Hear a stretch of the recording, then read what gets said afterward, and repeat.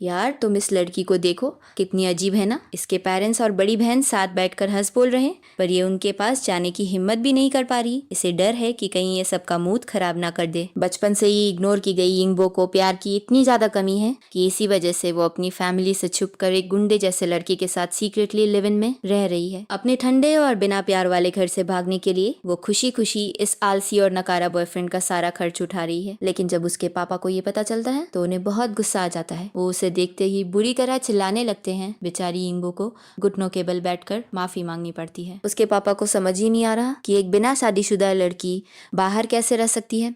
यिंगबो बहाना बनाती है कि वो टीचिंग एग्जाम की तैयारी के लिए बाहर रह रही है, लेकिन तभी उसकी माँ एकदम सरकास्टिक टोन में ताना मारते हुए कहती है कि इतनी मेहनत करने की क्या जरूरत है, चुपचाप ब्लाइंड डेट पर जाओ और शादी कर लो। बातों ही बातों में वो उसे ताना मार रही है कि पढ़ाई लिखाई उसके बस की बात नहीं। उसके स्ट्रिक्ट पापा अब और कोई बकवास नहीं सुनना चाहते। वो सीधा ऑर्डर देते हैं कि अगले हफ्ते तक उसे घर वापस शिफ्ट होना ही पड़ेगा। दूसरी तरफ सच तो ये है कि अपने बॉयफ्रेंड का कर्ज चुकाने के लिए यिंगबो को एक नाइट क्लब में काम तक करना पड़ रहा है। लेकिन तभी अचानक जैसे ही वो मुड़ती है, उसकी नजरें अपने फर्स्ट लव यूनजे से टकरा जाती है। उसे देखकर यिंगबो एकदम शॉक हो जाती है, जैसे उसने कोई बहुत बड़ा जुर्म कर दिया हो।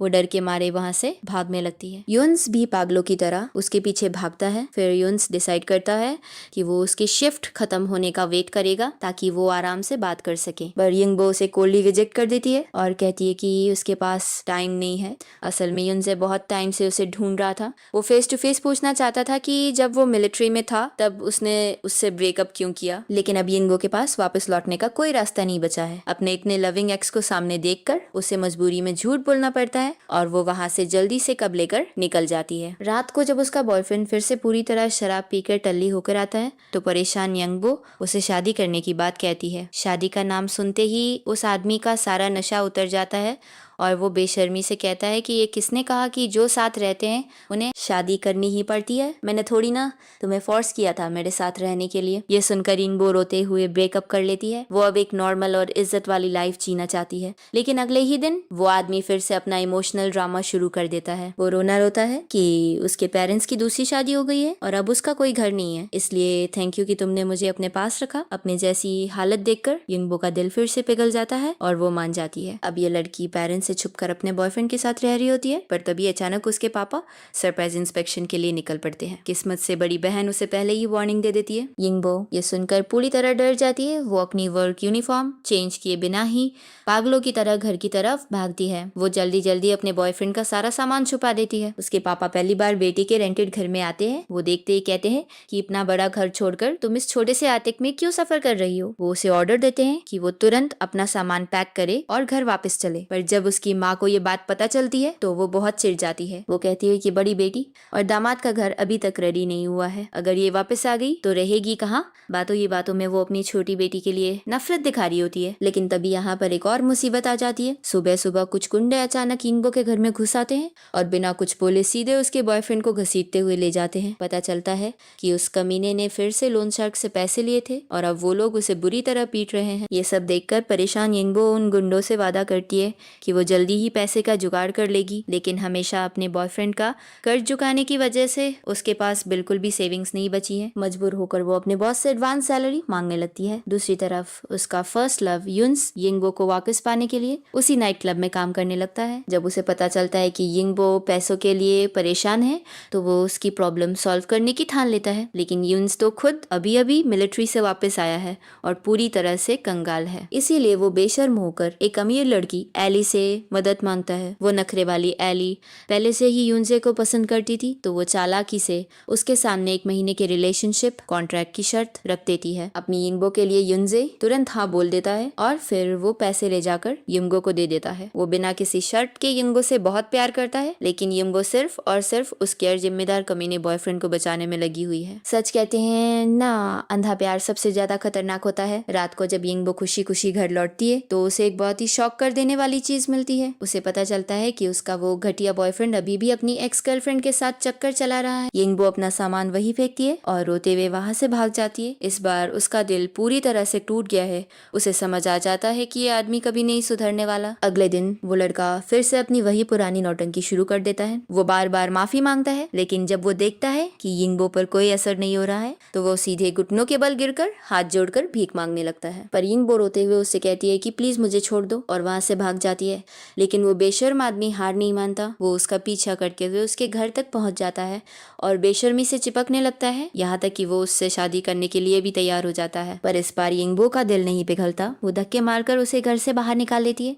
लेकिन उसी रात अचानक यिंगबो की तबीयत बहुत खराब हो जाती है। उसे उल्टियां आने लगती है। वो इतनी तकलीफ में होती है कि उसे अपनी बड़ी बहन को बुलाना पड़ता है। उसकी बहन जिन्बो उसे देखकर बहुत दुखी होती है और कहती है कि तुम ऐसी लाइफ क्यों जी रही हो, मैंने तुम्हें पहले ही कहा था ना उससे ब्रेकअप कर लो। जिन्बो उसे बहुत प्यार से समझाती है कि फ्यूचर में वो जिससे भी शादी करे उसे कभी भी अपने इस लाइव इन रिलेशनशिप के बारे में मत बताना। इस पूरी फैमिली में सिर्फ बड़ी बहन ही है जो यिंगबो को थोड़ा प्यार और सपोर्ट देती है। तभी अचानक सीने चेंज होता है और ये देखकर सब शॉक रह जाते हैं कि आखिर इस बेचारी लड़की ने ऐसी क्या गलती कर दी कि उसके पापा ने उसे इतनी बेरहमी से धक्का देकर जमीन पर गिरा दिया। कुछ ही समय पहले यिंगबो को पता चलता है कि वो प्रेग्नेंट है। अपने पेट में पल रहे बच्चे के लिए वो रोते हुए अपने बॉयफ्रेंड को एक और चांस देने का डिसाइड करती है। बचपन से अपनी माँ के ताने और नफरत झेलने वाली यिंगबो बस हमेशा से अपनी खुद की एक प्यारी सी फैमिली चाहती थी।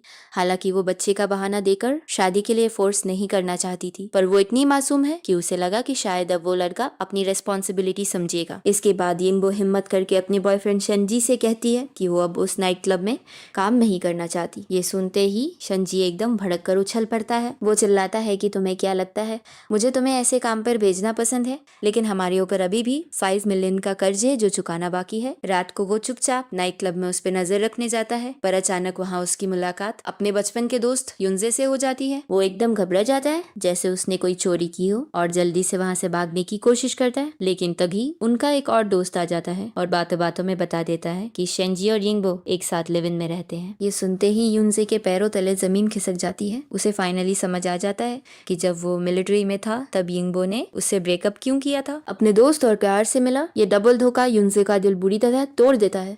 उधर यिंगबो रोते हुए माफी मांगती है और कहती है कि अपने ठंडे और बिना प्यार वाले घर से भागने के लिए वो अकेले दूसरे शहर पढ़ने गई थी, और वहाँ जब वो सबसे ज्यादा अकेली और हेल्पलेस थी तब ये शंजी उसकी लाइफ में आया और रोज उसकी बहुत केयर करने लगा। जिस लड़की को कभी प्यार ना मिला हो उसे बेवकूफ बनाना बहुत आसान होता है।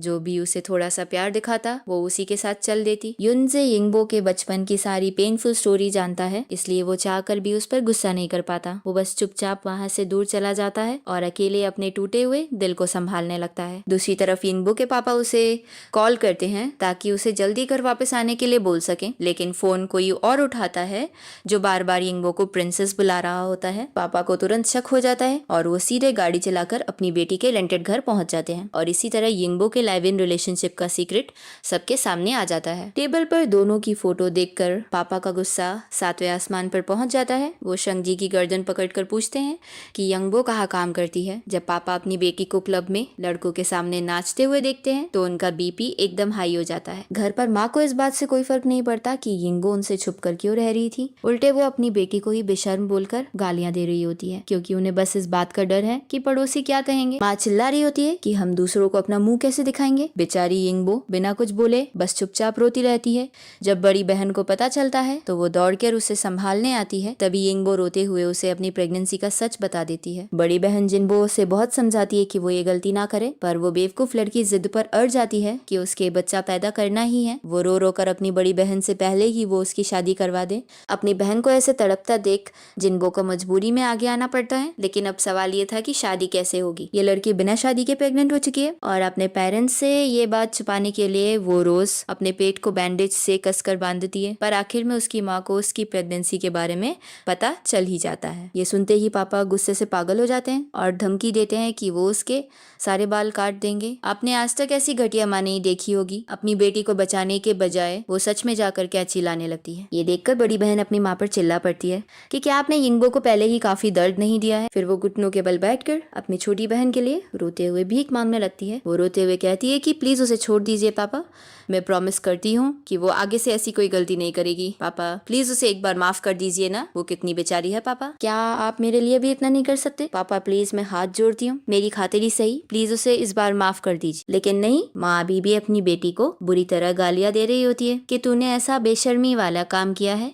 तुझे किस बात का रोना आ रहा है। बेचारी यिंगबो ने अपनी पूरी लाइफ में कभी माँ का प्यार महसूस ही नहीं किया। उसे बचपन से बस एक ही बात सुनने को मिली है कि वो कितनी मनहूस और परेशान करने वाली है। उसकी बड़ी बहन जिंगबो को उस पर बहुत तरस आता है, पर उसे समझ नहीं आ रहा कि यिंगबो उस घटिया लड़के के साथ क्यों रहना चाहती है जो बिल्कुल भी इस लायक नहीं है। पर यिंगबो को लगता है कि शंगजी और वो बिल्कुल एक जैसे हैं, दोनों को ही उनकी माँ ने कचरे की तरह फेंक दिया है, इसलिए वो दोनों एक दूसरे का सहारा बनना चाहते हैं। आधी रात को जब पापा अपनी बेटी को सोते हुए देखते हैं तो उनका कठोर दिल आखिरकार पिघल जाता है। वो डिसाइड करते हैं कि वो शंगजी को घर पर डिनर के लिए इनवाइट करेंगे। ये सुनते ही यिंगबो खुशी से पागल हो जाती है और तुरंत अपने बॉयफ्रेंड को कॉल करती है। लेकिन सोचो, ये बेवकूफ लड़का पहली बार अपने ससुर से मिलने जा रहा है और वो भी खाली हाथ। यिंगबो घबरा के उसे जल्दी से एक स्टोर में ले जाती है, उसके लिए एक सूट रेंट पर लेती है और पापा के लिए एक वाइन की बोतल खरीदती है। दूसरी तरफ शंगजी शादी को लेकर बहुत डरा हुआ है, क्योंकि पहली बात तो उसके पास कोई फिक्स जॉब नहीं है और दूसरी बात उस पर 5 मिलियन का भारी कर्ज है जो उसे चुकाना है। ये सुनकर पापा कहते हैं कि वो सब कुछ सॉल्व कर देंगे और वो कल से उनकी कंपनी में काम करना शुरू कर दे। पास्टर की माँ को ये बिल्कुल पसंद नहीं आ रहा था, पर उन्हें इस बात का भी डर था कि अगर बेटी बड़े पेट के साथ घूमेगी तो उनकी कितनी बेइज्जती होगी। इसके बाद पापा अपनी पत्नी से बात करते हैं कि वो यिंगबो को एक बड़ा अपार्टमेंट रेंट पर दिलाना चाहते हैं, क्योंकि वो अभी जिस एटिक में रह रही है वो बहुत ही बेकार है। लेकिन वो औरत किसी भी कीमत पर राजी नहीं होती। वो चिढ़कर बड़बड़ाने लगती है कि वो दोनों बिल्कुल भी अच्छी नहीं है और सबसे बुरी बात ये होती है कि ये चुभने वाली बातें यिंगबो बाहर खड़ी सुन लेती है। बाद में पापा उसे बाहर ले जाकर समझाते हैं कि बिजनेस आजकल थोड़ा स्लो चल रहा है, इसलिए माँ बस अपना फ्रस्ट्रेशन निकाल रही है, वो बुरा ना माने। यिंगबो फूट फूट कर रोने लगती है और पापा से माफी मांगती है। वो कहती है कि उसे कोई बड़ा घर नहीं चाहिए, वो कहीं भी रह लेगी, बस उन्हें परेशान नहीं करना चाहती।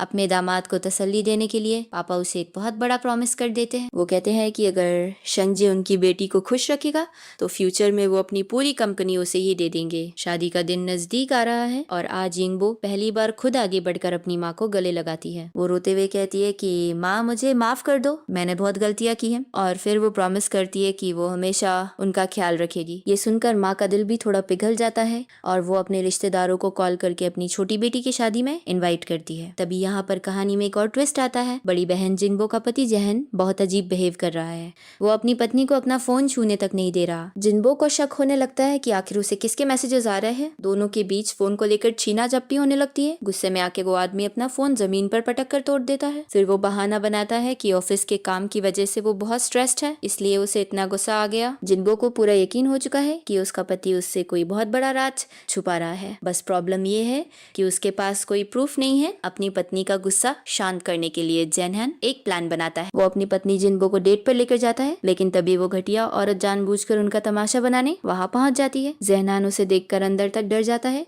वो चालाक औरत जानबूझकर जिंगबो से टकरा जाती है और नाटक करते हुए कहती है कि आई एम सो सॉरी, मैं इसे साफ कर देती हूँ। वो बार बार माफी मांगने का नाटक करती है और ड्रिंक ऑफर करने लगती है। इस पूरे ड्रामा की वजह से उस आदमी की हालत खराब हो जाती है। मासूम जिंगबो को अभी भी कुछ शक नहीं होता, लेकिन अगले ही दिन जब जिंगबो अपने पति के लॉ फर्म में कुछ डॉक्यूमेंट्स देने जाती है तो वो देखती है कि वही औरत उसकी बहन यिंगबो से बड़े आराम से बात कर रही है। जब वो पास जाके पूछती है तो उसे पता चलता है कि वो औरत उसके पति के ऑफिस में ही काम करती है। अगर वो दोनों कॉलीग्स हैं तो कल रात उसने अनजान बनने का नाटक क्यों किया? इसका जवाब तो बिल्कुल साफ था। पिछले 10 सालों से एक परफेक्ट हाउसवाइफ की तरह अपनी पूरी लाइफ देने वाली जिंगबो अंदर से पूरी तरह टूट जाती है। उसने कदम कदम पर अपने पति का साथ देकर उसे सक्सेसफुल बनाया था और बदले में उसे ये धोखा मिला। वो गुस्से में तुरंत डिवोर्स लेना चाहती है, लेकिन उसकी बेस्ट फ्रेंड जिसे इन सब का एक्सपीरियंस है उसे शांत करवाती है और कहती है कि उस चालाक औरत के ट्रप में मत फंसो। अगर तुम्हें डिवोर्स लेना भी है तो अभी नहीं, पहले खुद को फाइनेंशियली स्ट्रांग बनाओ ताकि तुम अपने बेटे की कस्टडी जीत सको। अभी गुस्से में कोई कदम उठाने से सिर्फ बच्चे की लाइफ खराब होगी और वो अपने इन-लॉज को क्या जवाब देगी जिनके साथ वो रह रही है। जिंगबो अपना मुंह दबाकर जोर जोर से रोने लगती है। थोड़ा शांत होने के बाद वो अपनी शादी बचाने का फैसला करती है, लेकिन लेकिन वो घटिया औरत अपनी हदें पार कर देती है। उसे पता चल जाता है कि जिन्गो और उसका पति कहाँ डेट पे जाने वाले हैं और वो बेशर्म औरत जानबूझकर एग्जैक्टली वैसी ही ड्रेस पहनकर आ जाती है और उनके सामने घूमने लगती है। ये देखकर जिन्गो का पारा हाई हो जाता है। वो बर्दाश्त नहीं कर पाती और सबके सामने अपने पति को गालियां देने लगती है कि वो एक नंबर का कमीना है। घर वापस आते ही जिन्गो पागलों की तरह अपनी ड्रेस फाड़ने लगती है।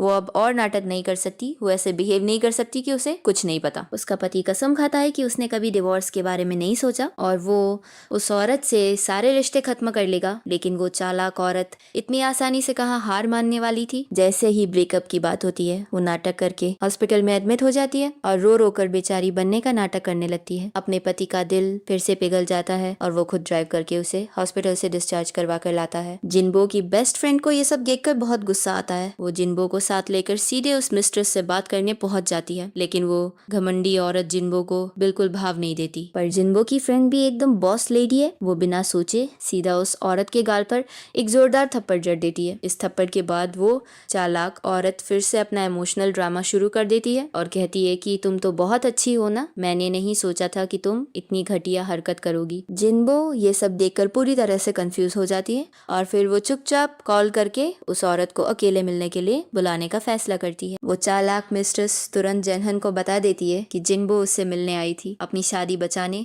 और अपने बेटे को एक परफेक्ट फैमिली देने के लिए। जिन्बो अपना सारा ईगो साइड में रखकर उस औरत के सामने रोते हुए भीख मांगती है कि वो उसके पति को छोड़ दे, लेकिन तभी अचानक जेनहन वहाँ रेस्टोरेंट में पहुंच जाता है और उस औरत से कहता है कि ऑफिस के पास ये सब तमाशा मत करो। वो मिस्ट्रेस फिर से बेचारी बनने का नाटक करती है। ऑफिस के बाद जेनहन अपना सामान पैक करता है और शांत होने के लिए घर से बाहर शिफ्ट होने का फैसला करता है। जिन्बो पूरी तरह पैनिक हो जाती है। उसकी बहन की शादी होने वाली है और अब वो अपने पेरेंट्स को क्या जवाब देगी। दूसरी तरफ 3 महीने की प्रेग्नेंट जिन्बो की फाइनली शादी हो रही है, पर किसी ने सपने में भी नहीं सोचा था कि उसका बॉयफ्रेंड एंड मौके पर पीछे हट जाएगा। बड़ी बहन जिन्बो दूल्हे को बार बार कॉल करती है और पूरी फैमिली उसे ढूंढने के लिए बाहर भागती है। तभी उन्हें ड्रेसिंग रूम में दूल्हे के उतारे हुए कपड़े मिलते हैं। घबराई हुई यिंगबो को तभी उसके फियांसे शंजी का कॉल आता है और वो कमीना कहता है, मेरा वेट मत करना, मुझे माफ कर दो। ये सुनते ही यिंगबो पागलों की तरह भागते हुए बाहर जाती है ताकि किसी भी तरह उसे पकड़कर शादी कर सके, लेकिन तभी अचानक उसका पैर फिसलता है और वो सीढ़ियों से नीचे गिर जाती है। उसके पेट में जबरदस्त दर्द होने लगता है। जिन्बो तुरंत अपनी बहन को हॉस्पिटल लेकर भागती है। उधर पापा रोती हुई आंखों से सारे गेस्ट से माफी मांगते हैं। शादी कैंसिल होने की बात सुनकर माँ तो वहीं बेहोश हो जाती है। हॉस्पिटल में यिंगबो के आंसू रुकने का नाम नहीं ले रहे हैं, पर किस्मत से उसके पेट में पल रहा बच्चा बहुत स्ट्रांग है, वो बच जाता है। जिन्बो अपनी बहन को समझाती है कि शादी टूटना कोई बड़ी बात नहीं है, शादी के बाद डिवोर्स होने से तो ये बहुत बेटर है। लेकिन दूसरी तरफ अपनी इज्जत मिट्टी में मिलने से बौखलाई हुई माँ पुरानी बातें उखाड़ने लगती है और तभी एक बहुत बड़ा राज खुलता है। असल में यिंगबो पापा की नाजायज बेटी है जो उन्हें किसी और औरत से हुई थी। पापा को पता ही नहीं होता कि यिंगबो दरवाजे पर खड़ी सब सुन रही है। वो अपनी पत्नी पर चिल्लाते हैं कि अगर शिकायत करनी है तो मुझसे करो।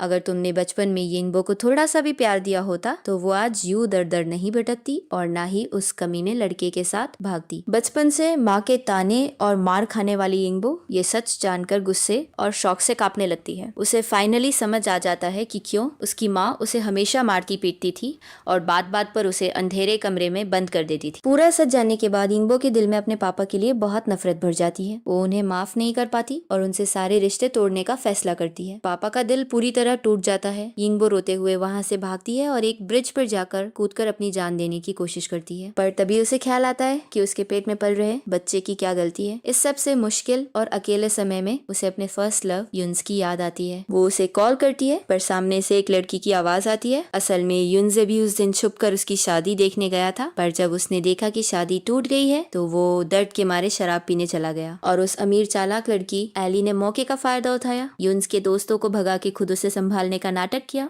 और उसे ये बिलीव करवा दिया कि नशे में उन दोनों के बीच कुछ हुआ है। इधर बेचारी यिंगबो के पास ना पैसे है और ना खाना। डॉक्टर उसे बताते हैं कि उसे सीवियर मेलन्यूट्रिशन है और उसे अच्छे खाने की जरूरत है, पर अपने किराए के छोटे से कमरे में आकर वो बस रामेन नूडल्स में एक अंडा डाल के खाती है। वो रोते हुए अपने बच्चे से माफी मांगती है, मुझे माफ कर दो बेबी, आज भी मैं तुम्हें कुछ अच्छा नहीं खिला पाई, बस एक अंडा ही खा रही हूँ। उसके पास कोई फैमिली नहीं है और अब उसे पता चला है कि वो एक नाजायज औलाद है। अपने बचपन के सारे दर्द याद करके यिंगबो बुरी तरह रोने लगती है। वो सोचती है कि पापा आपने तो कभी मुझे उस औरत की मार से नहीं बचाया। काश मैं एक अनाथ होती तो कम से कम मुझे यूं बिना बात के रोज बेइज्जत तो नहीं होना पड़ता। रात को पापा अकेले बैठकर फूट फूट कर रोते हैं। उन्हें अपनी जवानी की उसे एक गलती पर बहुत पछतावा हो रहा है, जिसकी वजह से उनकी मासूम बेटी को इतनी तकलीफ सहनी पड़ी। जिनबो अपने पापा को रोते हुए सुन लेती है। उसे यिंगबो का ये सीक्रेट पहले से ही पता था, इसलिए वो हमेशा अपनी छोटी बहन को इतना प्यार करती थी। अगले दिन पापा और जिनबो यिंगो के घर जाते हैं, पर उन्हें पता चलता है कि वो रात को ही घर खाली करके जा चुकी है। लगता है यिंगो ने अपनी फैमिली से हमेशा के लिए रिश्ता खत्म कर लिया है। उसने अपनी जॉब छोड़ दी और अपना नंबर भी चेंज कर लिया। ये सुनकर पापा को चक्कर आ जाता है। बिना किसी सेविंग्स के प्रेग्नेंट यिंगबो को रोज कई जॉब्स करनी पड़ रही है, क्योंकि बच्चा होने के बाद वो 1 साल तक काम नहीं कर पाएगी। पर इतनी मेहनत के बाद भी वो कुछ खास नहीं कमा पाती और इसी सबसे बुरी हालत में उसकी मुलाकात फिर से यून्जे से हो जाती है। यून्स को लगता है कि यिंगो की शादी हो चुकी है। वो समझ नहीं पाता कि एक प्रेग्नेंट औरत इतनी रात तक काम क्यों कर रही है, लेकिन यिंगो का ईगो उसे ये मानने नहीं देता कि उसकी शादी टूट चुकी है और वैसे भी एक सिंगल प्रेग्नेंट माँ अब प्यार की उम्मीद कैसे कर सकती है। यून्स की नजर उसके चोट लगे हाथों पर पड़ती है और वो बहुत प्यार से उस पर बैंडेज लगाता है। यून्स की आंखों में अपने लिए प्यार देखकर यिंगबो का दिल दर्द से फट जाता है। उसने एक ऐसे लड़के को खो दिया जो सिर्फ और सिर्फ उससे प्यार करता था। वो जमीन पर घुटनों के बल गिरकर बुरी तरह रोने लगती है। आखिर में वो अपनी नाइट शिफ्ट की जॉब छोड़ देती है और मजबूरी में अपनी बड़ी बहन जिनबो को कॉल करती है। जिनबो उसे देखते ही दौड़कर गले लगा लेती है। यिंगबो रोते हुए कहती है, आई मिस्ड यू। अब सिर्फ जिनबो ही उसका इकलौता सहारा है, पर अब यिंगबो उस घर में वापस नहीं जाना चाहती जो उसका है ही नहीं। वो रोती हुई आंखों से अपनी बहन से पैसे उधार मांगती है। जिनबो चालाकी से उसे बातों में उलझाती है और छुपकर पापा को मैसेज कर देती है। फिर वो यिंगबो को केबीबी को खिलाने ले जाती है। भूखी यिंगबो एक झटके में कई प्लेट मीट खा जाती है। वो बहुत सेटिस्फाइड लग रही होती है। जिनबो प्यार से कहती है कि आगे से जब भी कुछ खाने का मन हो तो मुझे कॉल कर लिया कर। पर जैसे ही यिंगबो नजरें उठाती है, वो सामने पापा को आते हुए देखती है। वो बिना कुछ बोले तुरंत अपना बैग उठाती है और बैक डोर से भाग जाती है। पापा और बेटी दोनों उसे ढूंढते हैं पर वो नहीं मिलती। जिनबो रोने लगती है। दूसरी तरफ वो कमीना यून्स नशे में टल्ली होकर फिर से एली के जाल में फंस जाता है। आयली नाटक करते हुए रोती है और कहती है कि मैं तुमसे कोई रिस्पॉन्सिबिलिटी नहीं मांग रही, पर यूनजे कहता है कि उसे सोचने के लिए थोड़ा टाइम चाहिए। जब यूनजे को पता चलता है कि यिंगबो को शादी के दिन धोखा मिला था तो वो एकदम शॉक रह जाता है। यिंगबो अभी भी उससे झूठ बोलती है कि उसके पति ने उसे रात की जॉब छोड़ने को कहा है ताकि वो रेस्ट कर सके। यिंगबो की सेल्फ रेस्पेक्ट बचाने के लिए यंजे उसका झूठ नहीं पकड़ता। हालांकि अब उन दोनों का साथ होना इम्पॉसिबल है, पर वो फिर भी उसकी केयर करने से खुद को रोक नहीं पाता। यिंगबो जैसे ही घर से बाहर निकलती है, उसे दरवाजे पर यूनजे के रखे हुए स्ट्रॉबेरीज मिलते हैं। बाद में यूनजे जिनबो से मिलकर सारी सच्चाई पूछता है। अपनी बहन का नाम सुनते ही जिनबो रो पड़ती है। वो कहती है काश वो तुम्हारे साथ होती। वो यूनजे को बता देती है कि यिंगबो एक नाजायज औलाद है और अब वो सबसे दूर भाग गई है। अगर तुम्हें उसके बारे में कुछ भी पता चले तो प्लीज मुझे बताना। ये सुनकर यून्स बहुत कंफ्यूज हो जाता है कि वो क्या करे। उसका भाई उसे समझाता है कि वो पागलपन ना करे, वो किसी और के बच्चे का बाप क्यों बनेगा। बहुत सोचने के बाद यून्स फाइनली मूव ऑन करने का डिसाइड करता है, पर दूर जाने से पहले वो लगातार यिंगबो के लिए बेबी शूज और सप्लीमेंट्स बेचता रहता है। फिर वो उसे कॉल करके कहता है अब से रात को संभल कर चलना, क्योंकि अब से मैं तुम्हारा ख्याल नहीं रख पाऊंगा। ये सुनते ही यिंगबो पूरी तरह टूट जाती है। उसे मरने जैसी फीलिंग आने लगती है और वो बहुत बीमार पड़ जाती है। किस्मत से यूनजे ने जिनबो को उसका एड्रेस दे दिया था।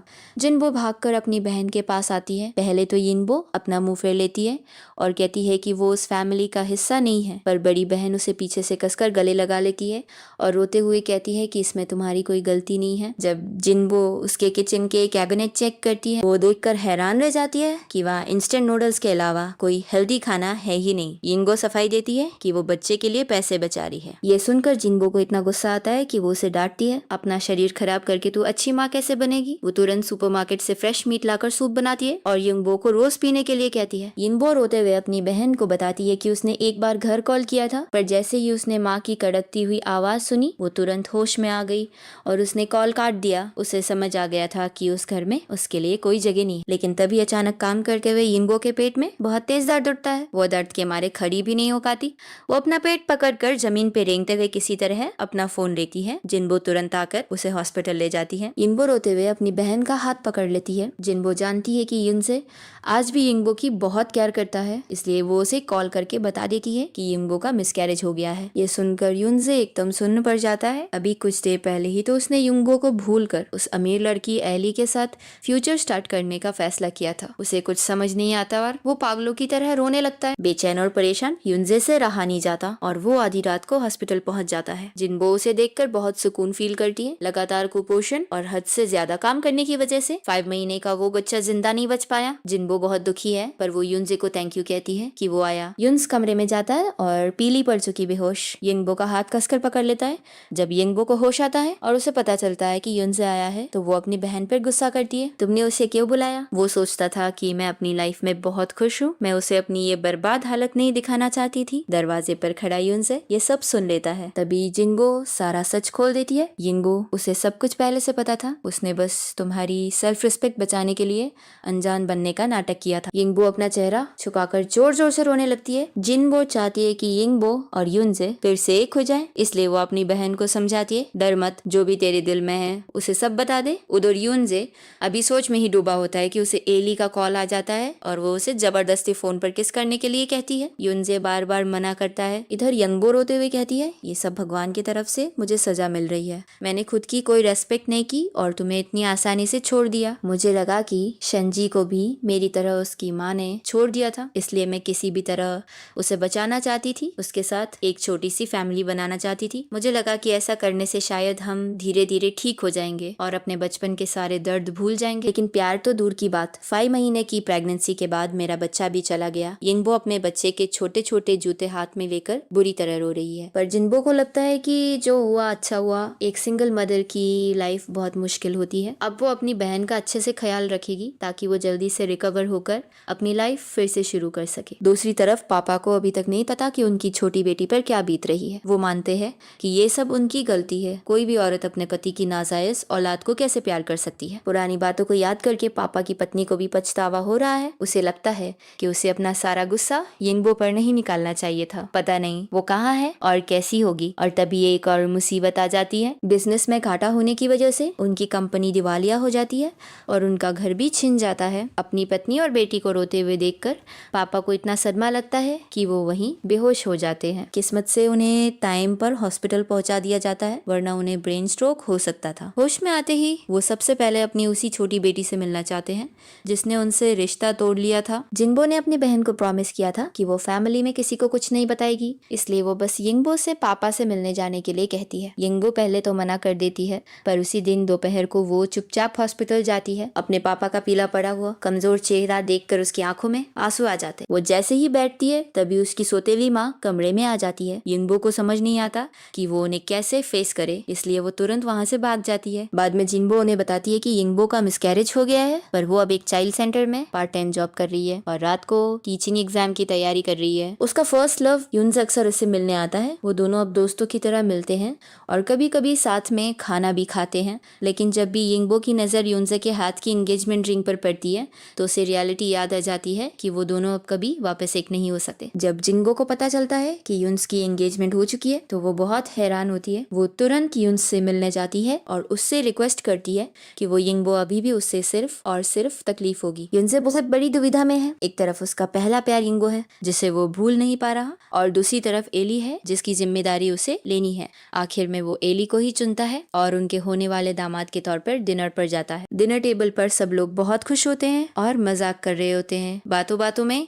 एली कहने लगती है कि वो अपनी हनीमून की पहली रात कहाँ बिताएंगे ताकि वो हमेशा याद रहे। ये बातें सुनकर वहाँ सब बहुत ऑकवर्ड फील करते हैं। युनसे ये सब बर्दाश्त नहीं होता और वो बिना खाना खाए ही वहाँ से भाग जाता है। एली उसके पीछे पीछे भागती है और बार बार माफी मांगते हुए कहती है, मैं बस तुम्हारे साथ रहना चाहती हूँ। लेकिन युनसे बहुत कंफ्यूज्ड है। वो कहता है, हमें दोबारा सोचना चाहिए। ये आदमी सच में बहुत तकलीफ में है। उसका पहला प्यार किसी और के साथ लाइव इन में था, फिर उसका मिसकैरेज हुआ, पर फिर भी वो उसे अपने दिल से निकाल नहीं पा रहा। कई दिनों तक सोचने के बाद वो यिंगबो से कहता है कि वो दोनों एक दूसरे को 3 महीने का टाइम दे और फिर से साथ आने की कोशिश करे। हर तरफ से टूट चुकी यिंगबो कोई फैसला नहीं कर पाती। उसे यूनसे को लेकर बहुत गिल्ट फील होता है, पर साथ ही वो इस लड़के को खोना भी नहीं चाहती जो उसे इतना प्यार करता है। एक दिन बारिश हो रही होती है और यिंगबो अपने हाथ बारिश में बाहर निकालती है, बिल्कुल अपने स्कूल के दिनों की तरह। इसके बाद यंजे सीधा एली के पास जाता है और अपनी एंगेजमेंट रिंग वापस कर देता है। उसने एली के साथ रिश्ता सिर्फ इसलिए जोड़ा था क्योंकि उसे लगा था कि नशे की हालत में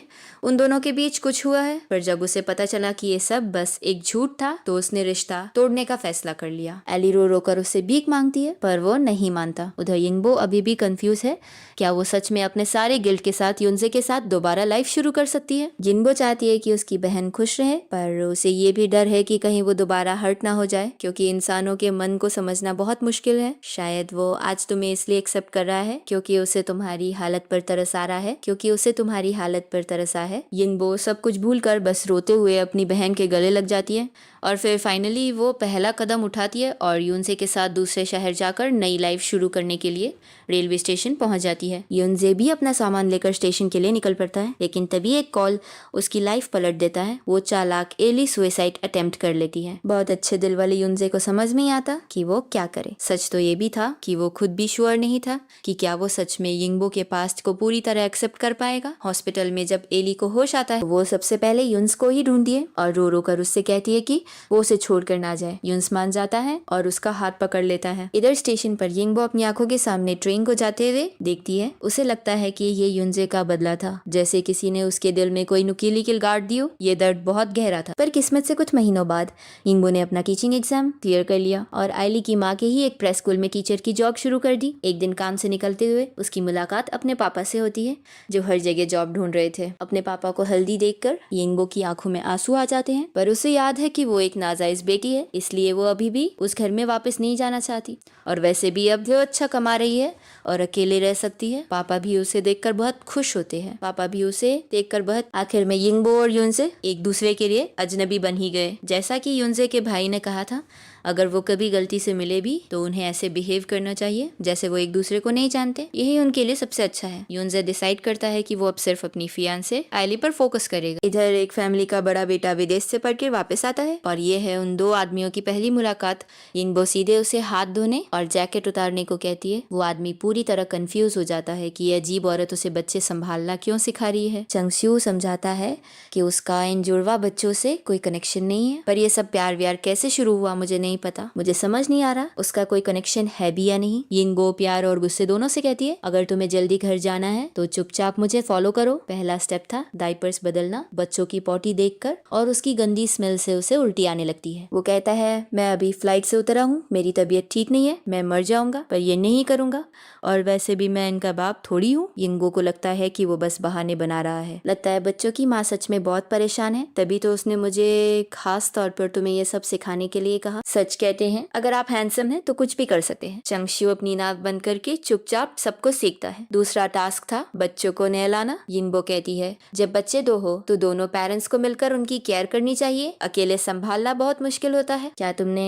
कभी घर का काम नहीं किया? चंगस्यू कपड़े धोते धोते बड़बड़ाता है, मैं तुम्हारी मदद कर रहा हूँ ना। बच्चों को नहलाते हुए गलती से वो सारा पानी यिंगबो पर गिरा देता है। काफी देर की भाग दौड़ के बाद फाइनली खिलाने का टाइम आता है। धूप में यिंगबो बहुत ही प्यारी और ब्यूटीफुल लग रही है। विदेश से पढ़कर लौटा ये अमीरजादा उसे देखते ही पहली नजर में फिदा हो जाता है। अब वो पूरे फोकस के साथ बच्चों को खिलाना सीखता है। इसके बाद चंगस्यू छुपकर अपनी माँ को कॉल करता है और कहता है कि उसे चाइल्ड सेंटर में मिलने की जरूरत नहीं है, वो खुद घर आ जाएगा। दोपहर को जब जुड़वा बच्चों की असली माँ आती है तो वो चंगस्यू को वहाँ देखकर हैरान रह जाती है। तब जाकर चंगस्यू की मिसअंडरस्टैंडिंग दूर होती है और वो सिर झुकाकर बार बार माफी मांगती है। चंगस्यू भी थोड़ा घबरा जाता है और झूठ बोलता है कि उसने भी पहले अपने बच्चे को यहाँ छोड़ा था और उसने यिंगबो से बहुत कुछ सीखा है। जब यिंगबो बच्चे का नाम पूछती है तो वो कुछ भी बना चढ़ाकर बोल देता है और किसी तरह बात संभाल लेता है, लेकिन बच्चों के लिए इतना प्यार दिखाने वाली यिंगबो उसके दिल में बस जाती है। घर जाके चंगस्यू अपने पेरेंट्स से मिलता है और उसे पता चलता है कि उसकी बहन की एंगेजमेंट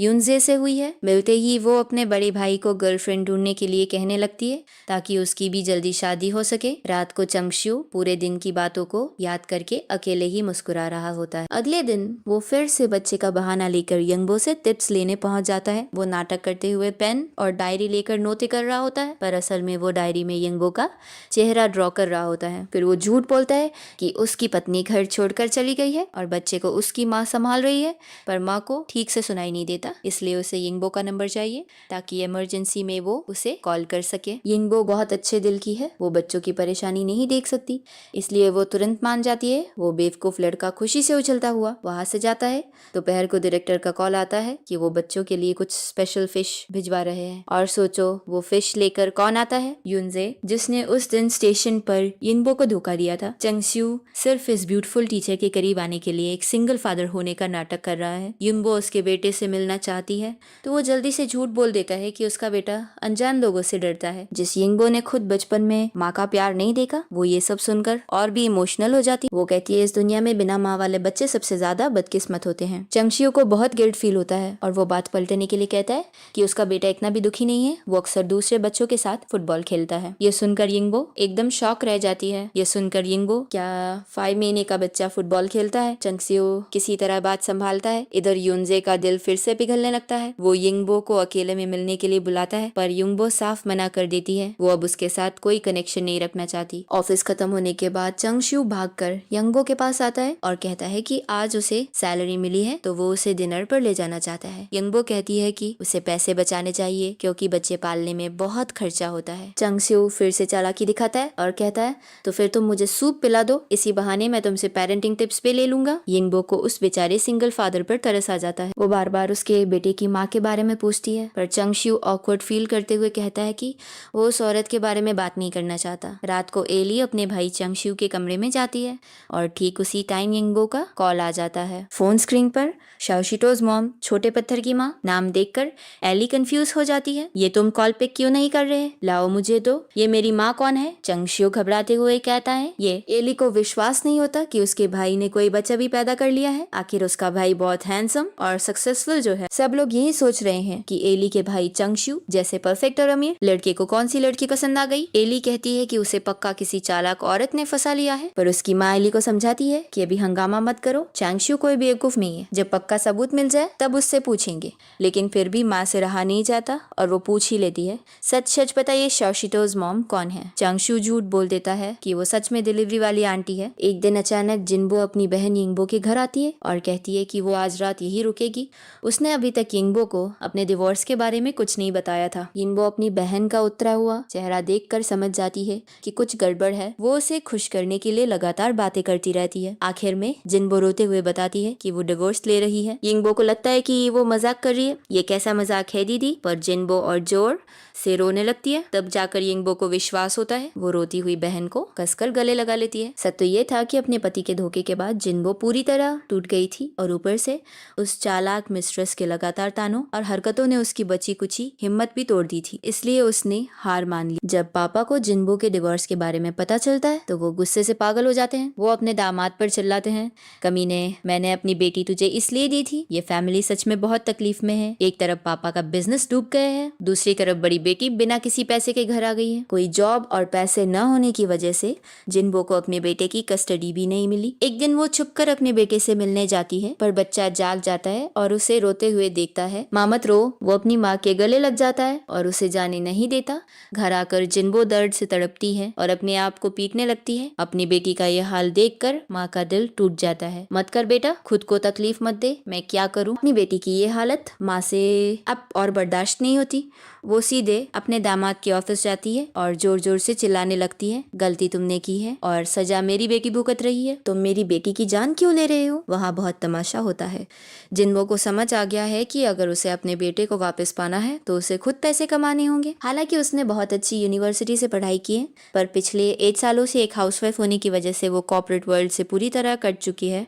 मजबूरी में उसे रेस्टोरेंट में बर्तन धोने का काम करना पड़ता है। किस्मत से उसकी एक दोस्त उसकी मदद करती है और उसे एक स्टोर मैनेजर की जॉब दिलवा देती है। जब यिंगबो को ये पता चलता है तो वो अपनी बहन से मिलने उसके स्टोर पर जाती है। अपनी पढ़ी लिखी और सक्सेसफुल बहन को ऐसे काम करते देख यिंगबो की आंखों में आंसू आ जाते हैं। जिनबो एक टाइम पर अपने पेरेंट्स का गुरूर हुआ करती थी। उसने पढ़ाई भी अच्छी की थी और शादी भी अमीर घर में हुई थी। जिनबो अपनी बहन की आंखों में दर्द देख लेती है और मुस्कुराते हुए कहती है, मेरे लिए ये बहुत अच्छा है, जब मैं मैं काफी पैसे बचा लूंगी तो अपने बेटे को अपने पास ले आऊंगी। सच कहते हैं, पेरेंट्स अपने बच्चों के लिए कुछ भी कर सकते हैं। एक दिन पापा अपने पुराने क्लाइंट से पैसे उधार मांगने जाते हैं ताकि वो अपनी बड़ी बेटी के लिए एक पिज्जा शॉप खोल सके। यिंगबो उनकी बातें सुन लेती है और बहुत इमोशनल हो जाती है। जब से उसे पता चला था कि वो नाजायज है, वो घर छोड़ के अकेले रह रही थी, पर आज अपने पापा को यूं अपनी बहन के लिए परेशान और बेबस देखकर उसका दिल पसीज जाता है। वो उसी रात अपना सामान पैक करती है और घर वापस लौट आती है। पापा उसे देखकर खुशी से पागल हो जाते हैं। तू आ गई बेटा, बहुत अच्छा किया जो तू आ गई। वो तुरंत उसके लिए अच्छा खाना बनाने लगते हैं। रात को तीनों बहनें साथ बैठकर ड्रिंक कर रही होती है। यिंगबो कहती है कि बड़ी बहन डिवोर्स के बाद पिज्जा शॉप खोलेगी। बीच वाली बहन ने अपनी कंपनी से लोन लेकर पापा का कर्ज चुकाया है, इसलिए मुझे भी कुछ करना चाहिए। मैं मेहनत करके पैसे कमाऊंगी और घर खर्च में मदद करूंगी। ये तीनों बेटियां ही इस फैमिली की असली दौलत है। आज वो सब बहुत खुश है और एक फैमिली की तरह सेलिब्रेट कर रहे हैं। दूसरी तरफ वो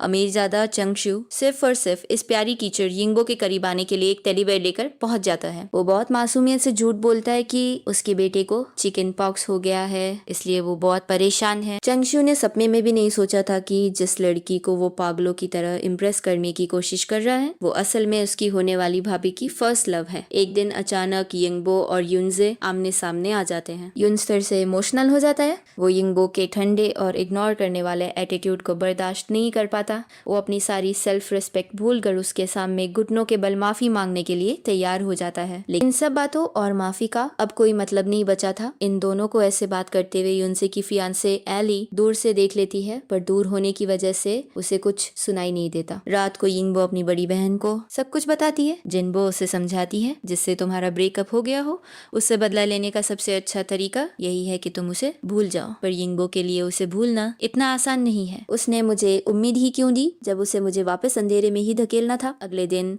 एली जानबूझकर तमाशा करने के लिए प्रे स्कूल पहुंच जाती है। वो ताना मारती है, कैसा लग रहा है? मेरी माँ तुम्हें उस नाइट क्लब से तो ज्यादा ही सैलरी दे रही होगी ना। मैं तुम्हें वार्निंग देने आई हूँ कि मेरे युन से दूर रहो, हमारी शादी होने वाली है। युनबो भी चुप नहीं बैठती। वो कड़कती हुई आवाज में कहती है, तुम अपने होने वाले पति को कंट्रोल में रखो और दूसरों के मामले में दखल देना बंद करो। ये घमंडी एली कहती है, क्या तुम्हारा यहाँ से जॉब छोड़ने का कोई इरादा नहीं है? इससे पहले कि मैं कुछ करूँ तुम खुद ही यिंगबो उसे इग्नोर कर देती है। बाद में यिंगबो युनजे को मैसेज करके मिलने बुलाती है। युनजे को लगता है शायद यिंगबो ने अपना फैसला बदल लिया है, पर यिंगबो उसे स्ट्रिक्टली कहती है कि वो उसे बार बार परेशान ना करे। युनजे ये सुनकर बहुत शर्मिंदा होता है। रात को वो गुस्से में एली के पास जाता है और उसे कहता है कि वो यिंगबो को परेशान करना बंद करे। युन्स का ये गुस्सा देखकर आइली पूरी तरह भड़क जाती है। वो चिल्लाकर कहती है, मैं अपनी माँ को बोलकर उसे आज ही नौकरी से निकलवा दूंगी। युन्स को लगता है कि एली पागल हो चुकी है। वो उसे वही छोड़कर चला जाता है। दूसरी तरफ चंगशू कोई ना कोई बहाना बनाकर यिंगबो को डिनर पर ले जाता है। उसकी मजाकिया बातों से यिंगबो बहुत खुश रहती है। दोनों को मीट बहुत पसंद है और बातों बातों में पता चलता है कि बचपन में दोनों का ही सपना एक पाप भी रेस्टोरेंट खोलने का था। जब वो डिनर करके बाहर आते हैं तो बहुत तेज बारिश हो रही होती है। चंगशू अपनी जैकेट निकाल कर यिंगबो के सिर पर रखता है और उसे बारिश से बचाकर भागने लगता है, पर बारिश इतनी तेज होती है कि उन्हें एक जगह रुकना पड़ता है। तभी अचानक बिल्कुल युनजे की तरह चंगशू भी अपना हाथ बारिश में बाहर निकालता है। वो कहता है, ये फीलिंग बहुत अजीब है ना, जब तुम बहुत अकेला फील करो तो ऐसा करके देखना, अच्छा लगता है। ये सुनकर यिंगबो की आंखों में आंसू आ जाते हैं। चंगशू को नहीं पता कि उसने क्या क्या दर्द सहे हैं, पर वो बस उसके आंसू पोंछना चाहता है। यिंगबो कहती है कि वो बस से चली जाएगी, पर चंगशू भी उसके पीछे पीछे बस में चढ़ जाता है। पर जब वो अपना वॉलेट देखता है तो उसमें सिर्फ बड़े बड़े चेक्स होते हैं। उसे मजबूरी में यिंगबो से चेंज मांगना पड़ता है। यिंगबो हंसते हुए पूछती है, क्या तुम्हारा घर भी इसी तरफ है? वो कहता है, इतनी रात को मैं तुम्हें अकेले कैसे जाने दे सकता हूँ। घर के पास पहुंचकर यिंगबो उसे वापस जाने के लिए कुछ चेंज देती है। ये सब यिंगबो की बीच वाली बहन दूर से देख लेती है। घर आकर जब सबको पता चलता है कि यिंगबो को एक सिंगल फादर घर छोड़ने आया था तो माँ बहुत खुश होती है। वो चाहती है कि वो दोनों एक हो जाए, पर पापा एकदम भड़क जाते हैं। मेरी बेटी किसी के बच्चे की सौतेली माँ क्यों बनेगी? माँ उन्हें रियलिटी चेक देती है कि उसकी एक बार शादी टूट चुकी है और मिसकैरेज भी हो चुका है। कोई नॉर्मल फैमिली उसे एक्सेप्ट नहीं करेगी। लेकिन सच तो ये था कि चंगशू ने बहुत बड़ा झूठ बोला था। वो ना तो शादीशुदा था और ना ही किसी का बाप था। वो खुशी खुशी अपने घर वापस आता है और जानबूझकर अपनी माँ के सामने टीचर जियांग की तारीफ करता है। माँ को भी वो लड़की पसंद आने लगती है, पर तभी एली शराब के नशे में घर आती है और बिना कुछ सोचे समझे सबके सामने बता देती है कि जिस यिंगबो को उसकी माँ इतना अच्छा समझ रही है वो असल में एक नाइट क्लब में काम करती थी। चंगशू तुरंत बात संभालते हुए कहता है, शायद उसके घर की कंडीशन अच्छी नहीं होगी, इसलिए उसे वहाँ काम करना पड़ा होगा। रात को अपने कमरे में चंगशू यिंगबो की रोती हुई आंखों को याद करता है। वो सोचता है कि आखिर वो इतनी दुखी क्यों रहती है। अगले दिन एली की माँ डायरेक्टर यिंगबो को हेड ऑफिस बुलाती है। किस्मत से युनजे भी वही होता है। डायरेक्टर सीधा सीधा पूछती है कि क्या उसके नाइट क्लब वाले पास्ट से उनके स्कूल का नाम तो खराब नहीं होगा। यिंगबो सफाई देती है, मैंने वहाँ काम जरूर किया था पर मैंने कोई भी गलत काम नहीं किया, पर अपनी जॉब बचाने के लिए उसे भी झूठ बोलना पड़ता है कि उसने अपने फैमिली का कर्ज चुकाने के लिए वहाँ काम किया था। डायरेक्टर को ऐसे बच्चे बहुत पसंद हैं जो अपनी फैमिली का ख्याल रखते हैं, इसलिए वो उसे माफ कर देती है और जॉब से नहीं निकालती। ठीक है, अगर आगे से कोई इस बारे में पूछेगा तो मैं संभाल लूंगी। यिंगबो उन्हें थैंक यू कहती है। युनजे ये सब चुपचाप देख रहा होता है। बाद में वो एली के पास जाता है और प्रॉमिस करता है कि वो अब यिंगबो से दूरी बना के रखेगा। अगले दिन चंगशू फिर से यिंगबो से मिलने आता है और उसे एक माप देकर कहता है कि ऑफिस के बाद वो उसे यहाँ मिले। वो कहता है कि ये बात उसके बेटे की लाइफ से जुड़ी है, इसलिए यिंगबो मान जाती है। असल में चंगशू ने एक पूरा रेस्टोरेंट बुक किया था ताकि वो यिंगबो को प्रपोज कर सके और अपने सारे झूठ सच बता सके। वो बार बार प्रैक्टिस कर रहा होता है। अरे नहीं, ऐसे नहीं, कुछ और बोलता हूँ, आपको देखकर फूल भी मुरझा जाते हैं। पर तभी यिंगबो का कॉल आ जाता है कि इमरजेंसी की वजह से वो नहीं आ पाएगी। चंगशू का चेहरा एकदम लटक जाता है जैसे किसी ने उसके सारे गुब्बारे फोड़ दिए हों। वो सोचता है कि चलो अगली बार प्रपोज कर दूंगा, पर किस्मत को कुछ और ही मंजूर था। अगले दिन प्रेस स्कूल के कंप्यूटर में कुछ खराबी आ जाती है। यिंगबो को याद आता है कि चंगशू ने कहा था कि वो कंप्यूटर रिपेयर करता है, तो वो उसे स्कूल बुला लेती है। चंगशू का तो पसीना छूट जाता है। वो बहुत देर तक कोशिश करता है पर उससे कुछ ठीक नहीं होता। आखिर में वो कंप्यूटर उठा के कहता है कि इसे शॉप पर लेके जाना पड़ेगा, पर जल्दी जल्दी में वो अपना फोन वही भूल जाता है। तभी उसके फोन पर लगातार कॉल्स आने लगते हैं। यिंगबो फोन उठाती है तो सामने से आवाज आती है, डायरेक्टर ली। यिंगबो को कुछ समझ नहीं आता। तभी उसकी नजर चंगशू के लैपटॉप पर पड़ती है जिसमें उसकी खुद की ड्राइंग बनी हुई थी। यिंगबो को अब पूरा सच समझ आ जाता है। वो सीधे बाहर भागती है, चंगशू की गाड़ी का दरवाजा खोलती है और उसके बेटे के लिए दिए हुए सारे स्नैक्स वापस कर देती है। चंगशू उसका हाथ पकड़कर माफी मांगता है, मैं कल रात तुम्हें सब सच बताने वाला था। मैं तुमसे बहुत प्यार करता हूँ और तुमसे शादी करना चाहता हूँ। पर यिंगबो गुस्से में कहती है, तुम मुझे जानते ही क्या हो, अपना टाइम वेस्ट मत करो। चंगशू अब पूरी तरह से उसके पीछे पड़ जाता है, पर यिंगबो का दिल इतनी बार टूट चुका था कि वो अब किसी से प्यार नहीं करना चाहती थी। वो वहाँ से भाग जाती है। अगले दिन सुबह सुबह यिंगबो के घर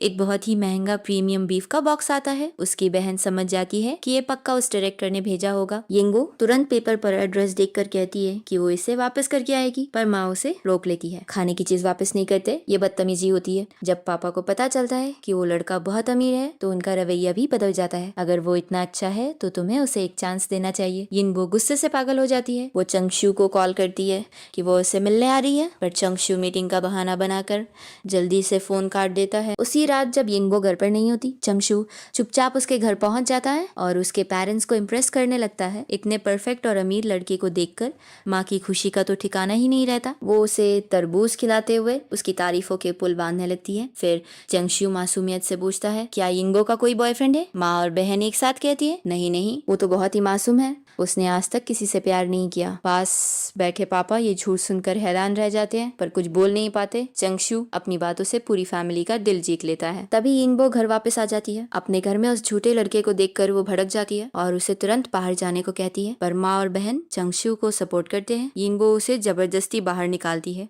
और वार्निंग देती है कि वो दोबारा उसके घर ना आए, पर चंगशू उसका हाथ पकड़ लेता है और कहता है, जब मैं एक गरीब सिंगल फादर होने का नाटक कर रहा था तब तो तुम मेरे साथ ऐसे बिहेव नहीं करती थी। यिंगबो गुस्से में कहती है, क्या बच्चे ना होना कोई जुर्म है? मुझे अब कोई बात नहीं करनी। चंगशू उसे समझाते हुए कहता है, मैं जानता हूँ तुम मुझसे नफरत नहीं करती, वरना तुमने मेरी बातें अपनी फैमिली को क्यों बताई होती। चंगशू ने ठान लिया है कि वो उसी से शादी करेगा और वो इतनी आसानी से हार नहीं मानेगा। वो प्यार से यिंगबो के गाल खींचता है। इस हैंडसम लड़के के प्यार को आखिर कौन ही मना कर पाएगा, पर अपने पास्ट की वजह से यिंगबो प्यार करने से डरती है। वो इतना परफेक्ट है, कोई भी नॉर्मल लड़का मेरे जैसी लड़की को कैसे अपनाएगा। यिंगबो उसे समझाती है कि उसे अपनी खुशियों के पीछे जाना चाहिए, पर यिंगबो रोते हुए कहती है, मैं अब दिन में सपने नहीं देखूंगी। वो बहुत पछता रही होती, मैं कितनी बेवकूफ थी, बिना शादी के प्रेग्नेंट हुई और फिर अपना बच्चा भी खो दिया। ये सब सोचकर उसे खुद से नफरत होने लगती है। काश मैं टाइम में पीछे जा सकती। उसकी बातें सुनकर जिन्बो को भी अपनी और अपनी बहन की लाइफ पर बहुत रोना आता है। एक दिन माँ बाजार जाती है तो वो सुन लेती है कि कुछ औरतें उनके परिवार के बारे में गॉसिप कर रही हैं। उनका परिवार मनहूस है। बड़ी बेटी को उसके पति ने बिना कुछ दिए घर से निकाल दिया। ये सुनकर माँ का गुस्सा फूट पड़ता है। वो उन औरतों से लड़ने लगती है। मेरे दामाद ने धोखा दिया था, मेरी बेटी ने तो बस यिंग का जवाब पत्थर से दिया है। यिंगबो अपनी माँ को खींचकर घर लाती है। घर आते ही माँ फिर से शिकायत करने लगती है, तुम लोग कुछ करती क्यों नहीं, तुमने मेरी नाक कटवा दी। जिन्बो गुस्से में अपना सामान पाक करती है। ठीक है, मैं जा रही हूँ। माँ जमीन पर बैठकर रोने लगती है। मैं तुम लोगों की शक्ल नहीं देखना चाहती। और जैसे ही जिन्बो दरवाजे तक पहुँचती है, माँ उसे रोक लेती है। असल में माँ को अपनी बड़ी बेटी पर बहुत गर्व था। उसने हमेशा उसे एक बेटे की तरह माना था। तुम पढ़ने में कितनी अच्छी थी, फिर तुम्हारी शादी इतने बड़े लॉयर से हुई, पर अब ये क्या हो गया, मुझे बहुत रोना आ रहा है। दूसरी तरफ 6 साल का छोटा सा बच्चा श्यूबिन अपनी माँ को ढूंढते ढूंढते पापा के ऑफिस से बाहर निकल जाता है। उसे नहीं पता डिवोर्स क्या होता है। काफी देर बाद जैन को पता चलता है कि उसका बेटा गायब है। वो पागलों की तरह उसे ढूंढने निकलता है। मजबूरी में उसे अपनी एक्स वाइफ जिन्बो को कॉल करना पड़ता है। जिन्बो घबरा कर नंगे पैर ही भागती हुई निकल जाती है। रात हो जाती है, पर बच्चे का कुछ पता नहीं चलता। जब जिन्बो सामने से जेनहन को उस मिस्ट्रेस के साथ आते देखती है तो वो गुस्से से कांपने लगती है। वो चिल्लाते हुए कहती है, अगर मेरे बच्चे को कुछ हुआ ना तो मैं तुम दोनों को जान से मार दूंगी। रात के 1 बजे पुलिस स्टेशन से कॉल आता है कि बच्चा मिल गया है। जिन्बो दौड़कर अपने बेटे के गले लग जाती है और फूट फूट कर रोने लगती है। शुबिन बच्चा भी रोते हुए कहता है, माँ। जिन्बो उसे प्रॉमिस करती है कि वो उसे छोड़कर नहीं जाएगी। तब जाकर वो शांत होता है। जैन को लगता है कि बार बार बच्चे से मिलना उसके लिए ठीक नहीं है। जिन्बो हाथ जोड़ के भीख मांगती है कि वो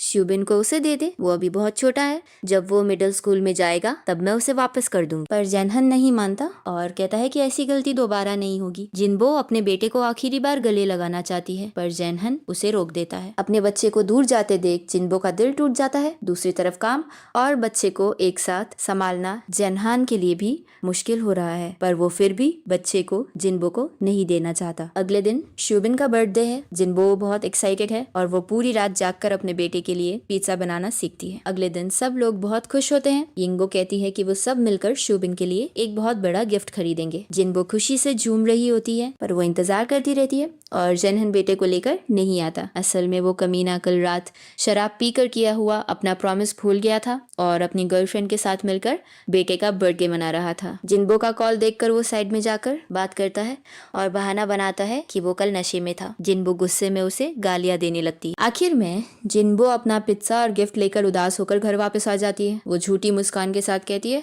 खाना बर्बाद नहीं करते, चलो हम ही पिज्जा खा लेते हैं। फिर वो अपने बेटे के लिए दुआ मांगती है। अगली बार जब माँ बहुत सारे पैसे कमा लेगी तो वो पक्का तुम्हें वापस ले आएगी। जब भी मेरी याद आए, स्ट्रॉन्ग रहना मेरे बच्चे। जिन्बो अब अपने आंसू नहीं रोक पाती। पूरी फैमिली छुप छुप कर रो रही होती है। जब घर वाले इतने दुखी हैं तो उस माँ पर क्या बीत रही होगी। जिन्बो अपने आंसू पोंछती है और फैसला करती है कि वो बहुत मेहनत करेगी और पैसे कमाएगी ताकि अपने बेटे को वापस ला सके। वो सबको पिज्जा टेस्ट करने को कहती है। सब हंसते बोलते उसे कहते हैं कि पिज्जा बहुत टेस्टी है। सच में फैमिली के प्यार से बढ़कर कोई दवा नहीं है। इस घर में 3 खूबसूरत बेटियां हैं, पर माँ हमेशा उनसे चिढ़ती रहती है। बड़ी का डिवोर्स हो गया, छोटी की शादी वाले दिन दूल्हा भाग गया और बीच वाली ने आज तक किसी से प्यार ही नहीं किया। तुम लोगों की वजह से मैं किसी को मुंह दिखाने लायक नहीं रही। तीनों बहनें चुपचाप तरबूज खाती रहती है। अब इस घर की इकलौती उम्मीद छोटी बेटी यिंगबो है, जिसके पीछे एक बहुत ही अमीर लड़का चंगशू पागलों की तरह पड़ा है। यिंगबो ने पहले उसे सिर्फ युनजे को चिढ़ाने के लिए हाँ कहा था, पर धीरे धीरे उसे चंगशू से सच में प्यार हो जाता है। युनजे जब यिंगबो और चंगशू को साथ देखता है तो उसका दिल जलने लगता है। उसे इतना स्ट्रेस होता है कि उसे तेज बुखार आ जाता है। वो यिंगबो से बहुत देर हो चुकी है। नशे में वो यिंगबो को मिलने के लिए कॉल करता है, मुझे किसी और से प्यार नहीं करना, मैं सिर्फ तुम्हें चाहता हूँ। पर वो नहीं जानता कि जो प्यार टाइम पर ना मिले उसकी कोई कीमत नहीं होती। यिंगबो रोते हुए पूछती है, क्या तुम्हारा किसी और औरत के बारे में सोचना सही है? तुम्हारी फियांसे का क्या? यिंगबो रोते हुए कॉल काट देती है। अगले दिन यिंगबो मैप देखकर चांगशू के रेस्टोरेंट में जाती है। चांगशू कहता है कि ये सब सिर्फ तुम्हारे लिए है। यिंगबो हैरान रह जाती है। चंगशू उसे बताता है कि ये सारा खाना उसने खुद बनाया है। हालांकि मैं रोज तुम्हारे लिए खाना नहीं बना पाऊंगा, पर जब भी मेरी छुट्टी होगी मैं तुम्हें बढ़िया ब्रेकफास्ट बनाकर खिलाऊंगा। फिर वो उसे खिड़की के पास ले जाता है और एक बॉक्स खोलता है। उसमें एक बहुत ही खूबसूरत डायमंड नेकलेस होता है। चंगशू घुटनों के बल बैठकर उसे प्रपोज करता है, पर यिंगबो तुरंत हाँ नहीं कहती। चंगशू उसके पेरेंट्स से मिलने पहुंच जाता है ताकि वो यिंगबो को मना सके। माँ तो खुशी से पागल हो जाती है, पर पापा समझदारी दिखाते हुए कहते हैं कि उन्हें आराम आराम से सोचना चाहिए। घर जाकर चंगशू सबको बताता है कि उसने फाइनली प्रपोज कर दिया है। माँ पूछती है कि लड़की कैसी है। चंगशू कहता है वो बहुत मासूम है, उसने आज तक किसी को डेट भी नहीं किया। ये सुनकर युनजे, जो एली का फियांसे है, को अंदर से बहुत अजीब फील होता है क्योंकि वो यिंगबो का सच जानता है। दूसरी तरफ जिनबो डायमंड नेकलेस देखकर बहुत खुश होती है। यिंगबो अपनी बहन को बताती है कि वो भी चंगशू से प्यार करती है, पर अपने पास्ट की वजह से वो डरी हुई है। जिनबो उसका हाथ पकड़कर कहती है, मेरी बात याद रखना, ऐसे बिहेव करो जैसे कुछ हुआ ही नहीं था। कौन बेवकूफ शादी से पहले अपनी सारी एक्स रिलेशनशिप्स बताता है, पर पापा को डर है कि कहीं बाद में सच पता चला तो अच्छा होगा कि तुम अभी सब सच बता दो। अगर वो तुम्हें छोड़ता भी है तो कोई बात नहीं, मैं नहीं चाहता कि मेरी बेटी पूरी लाइफ गिल्ट में जिए। यिंगबो बहुत सोचती है और सच बताने का फैसला करती है। वो चंगशू से कहती है, मुझे तुम्हें कुछ बताना है, पर चंगशू बीच में ही बोल पड़ता है, मुझे पता है तुम नाइट क्लब में काम करती थी, पर मैं प्रॉमिस करता हूँ कि अब तुम्हें कभी ऐसी लाइफ नहीं जीनी पड़ेगी।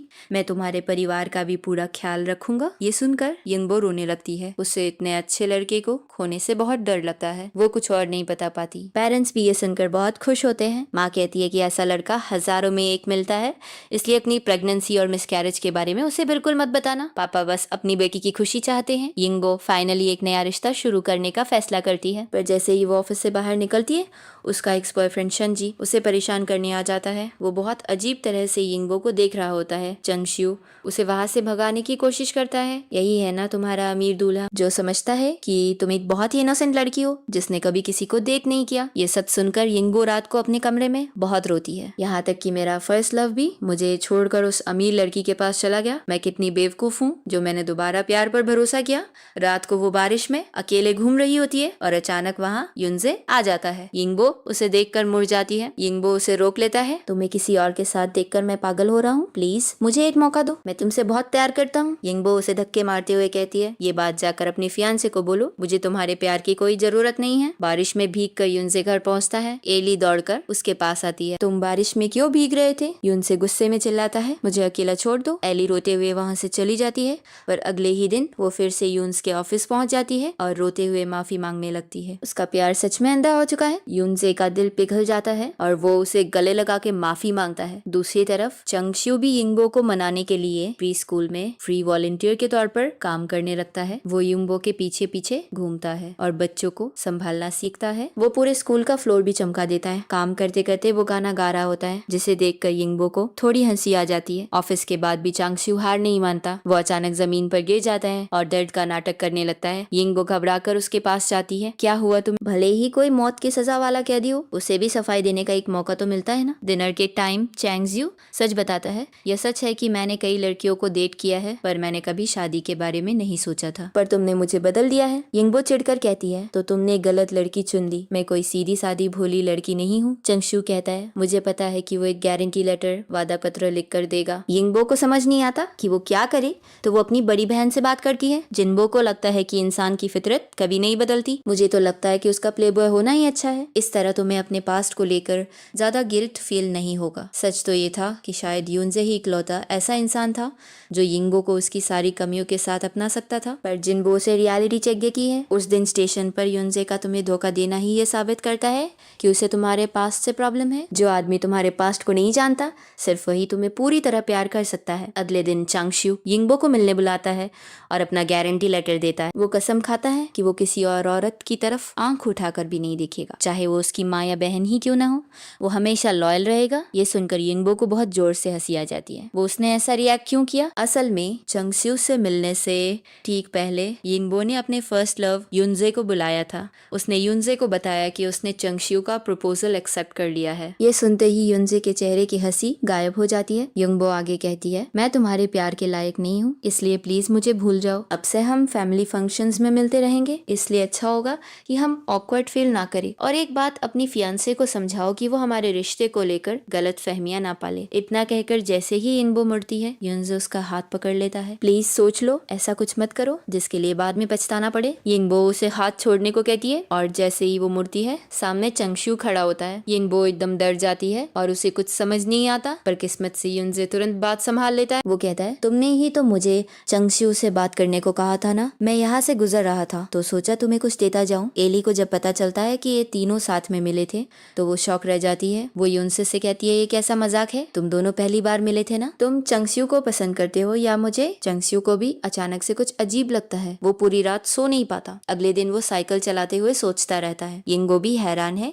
कि चंगस्यू रोज आता था पर आज नहीं आया। रात को चंगस्यू युनजे को मिलने बुलाता है। वो पूछता है कि उसने यिंगो के बारे में क्यों छुपाया। भले ही तुम दोनों बहुत प्यार करते थे पर मुझे ये सच छुपना पसंद नहीं है। युनजे झूठ बोलता है कि वो बस गलतफहमी नहीं चाहता था और वैसे भी हम दोनों बस एक दूसरे को पसंद करते थे, कोई सीरियस रिलेशनशिप नहीं था। चंगस्यू उसकी बात मान लेता है। अगले दिन वो यिंगो से मिलकर कहता है कि तुम और युनजे एक दूसरे का पहला प्यार थे। यिंगो की आंखें फटी की फटी रह जाती है। चंगस्यू कहता है कि उसे कोई प्रॉब्लम नहीं है, हम बड़े हो गए हैं, पास्ट रिलेशनशिप्स होना नॉर्मल है। यिंगो के गले में जैसे कुछ अटक जाता है पर फिर भी वो अपनी लिव इन रिलेशनशिप के बारे में कुछ नहीं बता पाती। अगले दिन एली फिर से प्रेस स्कूल में तमाशा करने आ जाती है। वो यिंगो को ताने मारती है कि वो कितनी चालाक है। मेरे भाई से शादी करने का सपना देखना छोड़ दो। पहली बात, मेरी माँ को तुम जैसी बहू कभी पसंद नहीं आएगी और दूसरी बात, तुम्हारे और मेरे फियांसे युन्स के बीच का रिश्ता बहुत अजीब है। यिंगो मुस्कुराते हुए कहती है, मेरा और युनजे का कोई रिश्ता नहीं है। मैं उम्मीद करती हूँ कि हम आगे से अच्छे से रहेंगे। एली गुस्से से पागल हो जाती है और दौड़कर घर जाती है। वो अपने भाई से कहती है कि वो यिंगो को घर ना लाए। चंगस्यू उसे वार्निंग देता है कि वो बकवास ना करे। क्या मतलब है वो औरत? वो तुम्हारी होने वाली भाभी है। अगर कल तुमने कोई तमाशा किया तो मैं तुम्हारी शक्ल नहीं देखूंगा। दूसरी तरफ जब चंगस्यू पहली बार अपनी होने वाली पत्नी यिंगो को घर लाता है तो उसकी माँ डायरेक्टर ली को लगभग हार्ट अटैक ही आ जाता है। वो पानी पीती है और फिर सबके सामने चंगस्यू पर चिल्लाने लगती है, क्या यही वो लड़की है जिसके बारे में तुम इतनी तारीफें कर रहे थे? क्या तुम मेरी जान लेना चाहते हो? छोटी बहन आइली भी कहती है कि वो इस शादी के सख्त खिलाफ है। युनजे घबराकर आइली को कमरे से बाहर ले जाता है। बड़ों के सामने तमाशा मत करो। मैं मानता हूँ कि यिंगो मेरा पहला प्यार थी पर वो सब पास्ट है। इधर डायरेक्टर ली को और गुस्सा आ जाता है। चलो निकलो यहाँ से। वो सीधा बेडरूम में चली जाती है। चंगस्यू हैरान रह जाता है। आप तो पहले उसे बहुत पसंद करती थी ना माँ, और भड़क जाती है। एक एम्प्लॉई के तौर पर मैं उसे पसंद कर सकती हूँ पर मेरी बहू बनने के वो लायक नहीं है। और सबसे बड़ी बात, वो एक नाइट क्लब में काम कर चुकी है। कोई अच्छे घर की लड़की वहाँ क्यों जाएगी? बाहर खड़ी यिंगो ये सब सुनकर रोने लगती है। चंगस्यू की बुआ भी ताना मारती है, मुझे लगता है तुम्हें ये शादी भूल जानी चाहिए। मेरा भतीजा अपनी माँ के खिलाफ कभी नहीं जाएगा। ये सुनकर यिंगो रोते हुए वहाँ से भाग जाती है। चंगस्यू बुआ पर चिल्लाता है और यिंगो के पीछे भागता है। चंगस्यू बुआ पर चिल्लाता है। युन्स ये सब देख रहा होता है पर वो कुछ नहीं कर सकता। चंगस्यू दौड़कर यिंगो का हाथ पकड़ लेता है। यिंगो रोते हुए ब्रेकअप के लिए कहती है, मुझ में ये सब फेस करने की हिम्मत नहीं है। पर चंगस्यू उसका चेहरा पकड़कर कसम खाता है, मैं तुम्हारे अलावा किसी से शादी नहीं करूंगा। आज के बाद तुम कुछ मत सोचना। वो यिंगो को घर छोड़ता है और कहता है कि वो सब संभाल लेगा। पर जैसे ही वो जाता है यिंगो एक पार्क में जाकर बहुत रोती है। उसे अपने पास पर बहुत पछतावा हो रहा है। घर जाकर वो अपने पेरेंट्स से झूठ बोलती है कि लड़के वालों ने उसे बहुत पसंद किया और उन्होंने बहुत अच्छा खाना भी खाया। मैंने इतना खा लिया कि मेरा पेट फट जाएगा। ये सुनकर घर वाले बहुत खुश होते हैं। पर अगले दिन सुबह सुबह डायरेक्टर ली चंगस्यू की माँ यिंगो को ऑफिस बुलाती है। मैं नहीं चाहती कि हमारे रिश्ते खराब हो, इसलिए हम सिर्फ बॉस और एम्प्लॉय बनकर रहेंगे। तुम जा सकती हो। यिंगो बिना कुछ बोले चुपचाप चली जाती है। डायरेक्टर का गुस्सा अभी भी शांत नहीं हुआ था तो वो अपने दामाद युनजे पर भड़कने लगती है। ये यिंगो अपनी औकात भूलकर मेरे बेटे को फंसा रही है। युनजे से रहा नहीं जाता। वो अपना कंप्यूटर बंद करके तुरंत यिंगो के पीछे भागता है। वो उसका हाथ पकड़कर पूछता है कि वो ठीक है या नहीं। रात को युन्स ये सारी बातें चंगस्यू को बता देता है। चंगस्यू को बहुत बुरा लगता है। वो पूरी तरह नशे में टल्ली होकर घर जाता है और अपनी माँ से लड़ने लगता है। आपको जो कहना है मुझे कहिए ना, वो भी तो किसी की बेटी है, आपने उसकी इतनी बेइज्जती क्यों की? माँ कहती है, वाह उसने तुम्हें बहुत जल्दी सब बता दिया। एली उसे कमरे में ले जाने की कोशिश करती है। नशे में चंगस्यू कहता है, हमारी फैमिली में ऐसा क्या खास है? आप भी तो एक गरीब घर से आई थी ना। ये सुनते ही माँ पागल हो जाती है। तू मुझे उस लड़की से कंपेयर कर रहा है? मैंने तुझे इतनी मेहनत से पाला और तू आज ये कह रहा है वो मामूली सी लड़की तेरे लिए इतनी जरूरी हो गई? माँ गुस्से में उसे मारने लगती है।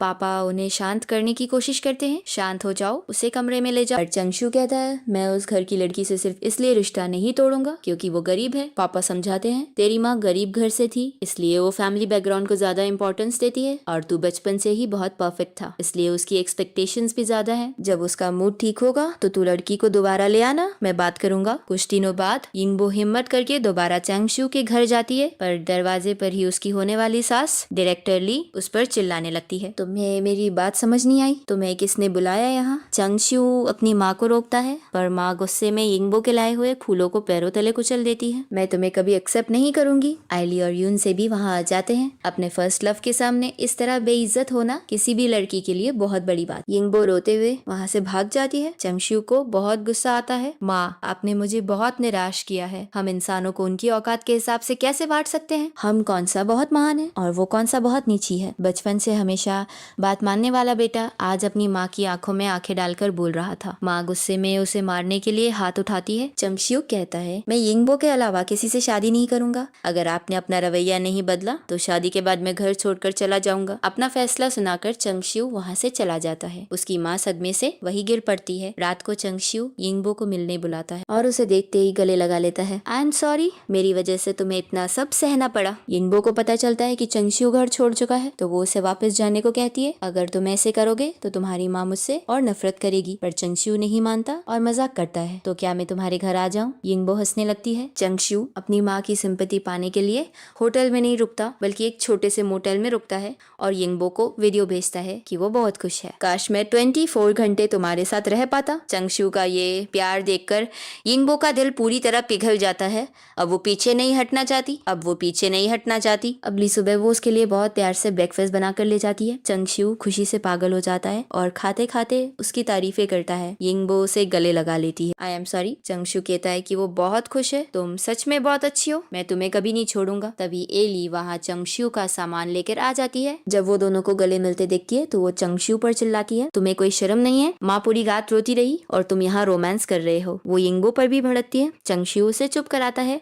और कहता है कि वो इसी शनिवार को शादी कर रहे हैं। एली शॉक होकर भाग जाती है। यिंगबो नहीं चाहती थी कि वो एक माँ बेटे को अलग करे, पर चंगशु उससे इतना प्यार करता है कि वो उसे खोने से डरता है। वो एक सेकंड भी वेट नहीं करना चाहता। जब डायरेक्टर ली को पता चलता है तो वो यिंगबो को ऑफिस में बुलाकर ताने मारती है। तुम जो भी मांगोगी मैं दूंगी, बस मेरे बेटे को छोड़ दो। वो यिंगबो की कोई बात नहीं सुनती और उसे रेजिग्नेशन लेटर पकड़ा देती है। यिंगबो बहुत सोचती है और फिर अपने पापा को सब कुछ बता देती है। पापा पूछते हैं, तुम क्या चाहती हो? चंगशु ने उसके लिए अपने परिवार को छोड़ दिया था तो वो भी अब हार नहीं मानना चाहती थी। असल में दिवालिया होने से पहले यिंगबो के पापा ने डायरेक्टर ली की कंपनी में बहुत इन्वेस्ट किया था और वो पुराने दोस्त भी थे। जब डायरेक्टर ली को पता चलता है कि यिंगबो उनके पुराने बिजनेस पार्टनर की बेटी है तो वो बहुत हैरान होती है। पापा अपना सारा ईगो साइड में रख के उनसे रिक्वेस्ट करते हैं कि वो इस शादी के लिए मान जाए। क्या सच में एक गरीब लड़की अमीर घर में खुश रह सकती है? अभी शादी हुई भी नहीं है और चंगशु की बुआ ने यिंगबो को किचन में नौकरों की तरह काम पर लगा दिया है। असल में बुआ को बाहर का खाना पसंद नहीं है और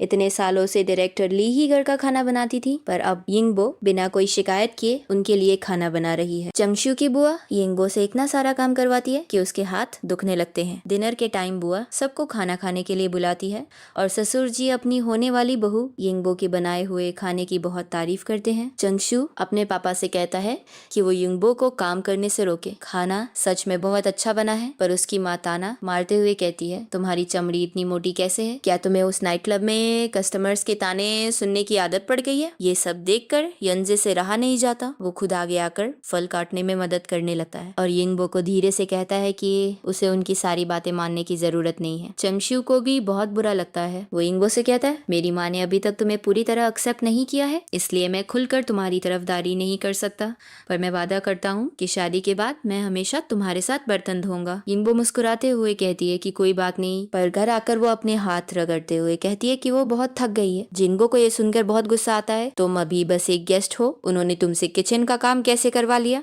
शादी के बाद तो वो घर का सारा काम तुम पर ही थोप देंगे। जिंगबो अपनी बहन को समझाती है कि उसे इतनी कमजोर नहीं बनना चाहिए। ये लड़की दिखने में भोली है और अंदर से बहुत स्ट्रांग है। कुछ दिन बाद दोनों परिवारों की ऑफिशियल मीटिंग होती है। अमीर सास डायरेक्टर ली मिलते ही 3 शर्तें रख देती है। पहली बात, शादी के बाद तुम्हें हमारे साथ ही रहना होगा। दूसरी बात, अगर तुम काम करना चाहती हो तो पहले बच्चे के बाद ही कर सकती हो। और तीसरी बात, तुम्हें दहेज में वो सब कुछ लाना होगा जो हम कहेंगे। वो कहती है कि अगले हफ्ते शादी होनी चाहिए। यिंगबो की माँ कहती है कि इतनी जल्दी तैयारी कैसे होगी? तो वो अमीर सास ताना मारते हुए कहती है, जिनके पास पैसे होते हैं उनके लिए एक दिन भी काफी होता है। वो बार बार बातों में ये जताने की कोशिश कर रही होती है कि वो इस शादी से खुश नहीं है, पर यिंगबो की माँ भी चुप रहने वालों में से नहीं है। कहते हैं ना, घर की शांति ही सब कुछ है। लड़का चाहे कितना भी अच्छा क्यों ना हो, शादी के बाद उसे अपनी पत्नी की बात माननी ही पड़ती है। ये सुनकर अमीर समधिन का मुंह खुला का खुला रह जाता है। अरे ये कैसी बातें कर रही है, वो चिढ़कर कहती है। तुम्हारा चेहरा तो बहुत डरावना लग रहा है, तुमने बहुत मेकअप थोपा हुआ है क्या? ऐसा लग रहा है जैसे तुमने स्किन टाइट करवाई हो। यिंगबो की माँ पलटकर जवाब देती है, जब मैं जवान थी तो क्या मैं अच्छी नहीं लगती थी? मीटिंग के बाद यिंगबो रेस्टरूम के बाहर अपनी सास का वेट कर रही होती है, पर तभी उसे वहाँ अपने एक्स बॉयफ्रेंड शंगजी की माँ मिल जाती है। वो यिंगबो के पीछे पड़ जाती है। अरे तुम्हारा बच्चा कैसा है, लड़का है या लड़की? यिंगबो पूरी तरह घबरा जाती है और वहाँ से भागने की कोशिश करती है, पर वो औरत उसका पीछा नहीं छोड़ती। यिंगबो झूठ बोलती है कि वो उसकी एक दोस्त की माँ है। तभी चंगशु वहाँ आ जाता है और कहता है कि पापा मम्मी घर जा रहे हैं। वो औरत चंगशु से यिंगबो का नंबर मांगने लगती है। यिंगबो मना नहीं कर पाती, पर चंगशु अपना फोन निकालकर नंबर सेव कर लेता है। यिंगबो बहुत डर जाती है।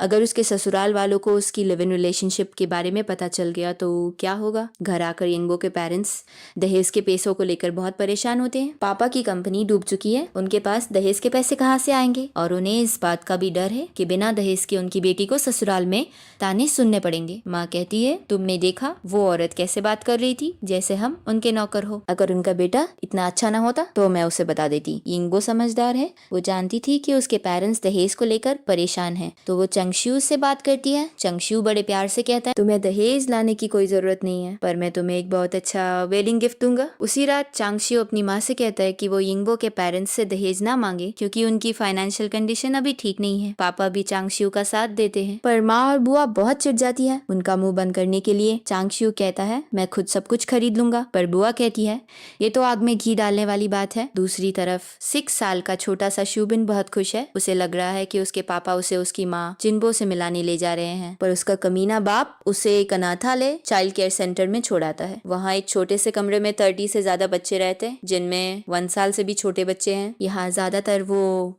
मजदूर अपने बच्चे छोड़ते हैं जो बाहर काम करने जाते हैं। इतना बुरा हाल देखने के बाद भी वो घटिया बाप अपने बेटे को वहीं छोड़ देता है। जाते जाते वो बस एक बार मुड़कर अपने बेटे को देखता है। छोटा शुबिन समझ जाता है कि उसके पापा उसे छोड़कर जा रहे हैं। वो भागकर बाहर आता है और रोते हुए पापा पापा चिल्लाता है। रात को जिन्बो शराब पीकर रो रही होती है। उसे नहीं पता था कि उसका एक्स हस्बैंड इतना गिर सकता है। वो कमीना अपने बच्चे को अपनी एक्स वाइफ को देने के बजाय अनाथालय में छोड़ना बेहतर समझता है। और सबसे बड़ी बात, उसने अपनी गर्लफ्रेंड मिस्ट्रेस से झूठ बोला था कि उसने बच्चा जिन्बो को दे दिया है। जब गर्लफ्रेंड को सच पता चलता है तो वो कहती है, ये सब तुम्हारी वजह से हुआ है, तुमने तो कहा था कि मुझे उस बच्चे की जिम्मेदारी नहीं लेनी। सच कहते हैं, जब सौतेली माँ आती है तो बाप भी सौतेला हो जाता है। कुछ दिनों बाद जिन्बो अपने एक्स हस्बैंड के ऑफिस में कॉल करती है और उसे वहाँ से पता चलता है कि उसका बेटा एक चिल्ड्रंस होम में है और वो बस हफ्ते में एक बार घर आता है। जिन्बो ये सुनकर शॉक रह जाती है। वो तुरंत एड्रेस लेकर वहाँ का गंदा माहौल और बच्चों की ऐसी हालत देखकर उसका दिल दहल जाता है। वो पागलों की तरह हर कमरे में अपने बेटे को ढूंढती है। आखिर में वो उसे घर के पीछे एक छोटे से ग्राउंड में मिट्टी में खेलते हुए देखती है। उसका चेहरा मिट्टी से सना हुआ था और वो एकदम सुन्न होकर बैठा था। आवाज लगाती है, शुबिन, पर वो बच्चा अपनी माँ को देखकर छुपने के लिए खंबे के पीछे चला जाता है। ये देखकर जिन्बो पूरी तरह टूट जाती है। शुबिन, क्या हुआ तुम्हें? क्या तुम अपनी माँ को भूल गए? मैं तुम्हारी माँ हूँ। वो बच्चा उसे पहचानने से इनकार कर देता है। जिस बच्चे को उसने इतने प्यार से पाला था, आज वो उसे पहचान ही नहीं रहा था। तभी वहाँ की टीचर आकर कहती है कि वो बच्चे को ना डराए, और वैसे भी उसके पापा के अलावा यहाँ किसी को भी उससे मिलने की परमिशन नहीं है। अपनी आंखों के सामने अपने बच्चे को दूर जाते जिन्बो का दिल दर्द से फटने लगता है। वो सीधे अपने एक्स हस्बैंड के घर जाती है। वो कमीना अपनी मिस्ट्रेस के साथ रोमांटिक कैंडल लाइट डिनर कर रहा होता है। जिन्बो सीधा जाकर वाइन का ग्लास उसके मुंह पर फेंक देती है। क्या तुम इंसान हो? तुमने अपने ही बच्चे को ऐसी जगह पर छोड़ दिया। अगर तुम एक अच्छे बाप नहीं बन सकते तो मैं किसी भी कीमत पर अपने बेटे की कस्टडी वापस लेकर रहूंगी। तुम एक बड़े लॉयर होगे, पर मैं तुमसे लड़ूंगी। रात को जिन्बो अपने बेटे के कमरे में जाती है और उसके छोटे से स्वेटर को गले लगा के बहुत रोती है। उसकी आवाज सुनकर माँ कमरे में आती है। अपनी बेटी की यह हालत देखकर माँ की आंखों में भी आंसू आ जाते हैं। वो अपनी बेटी से कहती है, ये रोज रोज रोना बंद करो, हिम्मत रखो और पैसे कमाओ, तभी तुम कस्टडी जीत पाओगी। जैनहान को भी अपनी गलती का एहसास होता है और वो बच्चे को घर वापस ले आता है, पर अजीब बात ये थी कि जो बच्चा पहले इतना शैतान और बातूनी था वो अब बिल्कुल चुपचाप हो गया है। वो ना कुछ बोलता है और ना ही कुछ खाता है। घबरा कर जैनहन उसे हॉस्पिटल ले जाता है। चेकअप के बाद डॉक्टर उसे साइकियाट्रिक वार्ड दिमागी डॉक्टर के पास जाने को कहते हैं। ये सुनकर जैनहन डर जाता है। डॉक्टर बताते हैं कि एक गहरे सदमे की वजह से बच्चे को अफेजिया बोलने की क्षमता खो देना हो गया है। अगर ऐसा ही रहा तो उसे ऑटिस्ट भी हो सकता है। ये सुनकर जहन को कुछ समझ नहीं आता कि वो क्या करे। डॉक्टर, ये कौन सी बीमारी है? दूसरी तरफ यिंगबो अमीर घर की बहू बनने वाली है, पर उसे फोन पर बात करने पर भी अपनी होने वाली ननद के ताने सुनने पड़ते हैं। तुम किससे बात कर रही हो, क्या कर रही हो? तभी यिंगबो को शंगजी की माँ, उसकी एक्स की माँ का कॉल आता है। वो यिंगबो से अकेले में मिलना चाहती है। यिंगबो बहुत डर जाती है और बहाना बनाकर फोन काट देती है। पूरी रात वो सो नहीं पाती। बहुत सोचने के बाद वो डिसाइड करती है कि वो उस औरत से मिलकर सब क्लियर कर देगी। अगले दिन मिलते ही यिंगबो सीधा बोलती है, मेरा मिसकैरेज हो गया था, 5 महीने का बच्चा गिर गया था, इसलिए मैं चाहती हूँ कि आप मुझे दोबारा कॉल ना करें। पर असल में वो औरत तो उससे पैसे उधार मांगने आई थी। वो औरत बताती है कि उसका बेटा शेंजी फिर से कोई कांड करके जेल चला गया है। यिंगबो को बहुत गुस्सा आता है। वो जेल गया है तो मुझसे क्यों पैसे मांग रही हो? वो औरत बेशर्मी से कहती है, तुम ऐसा कैसे कह सकती हो? माना कि वो शादी वाले दिन भाग गया था, पर वो तुमसे प्यार तो करता था ना, और वैसे भी तुम उसके बच्चे की माँ बनने वाली थी। पुलिस कह रही है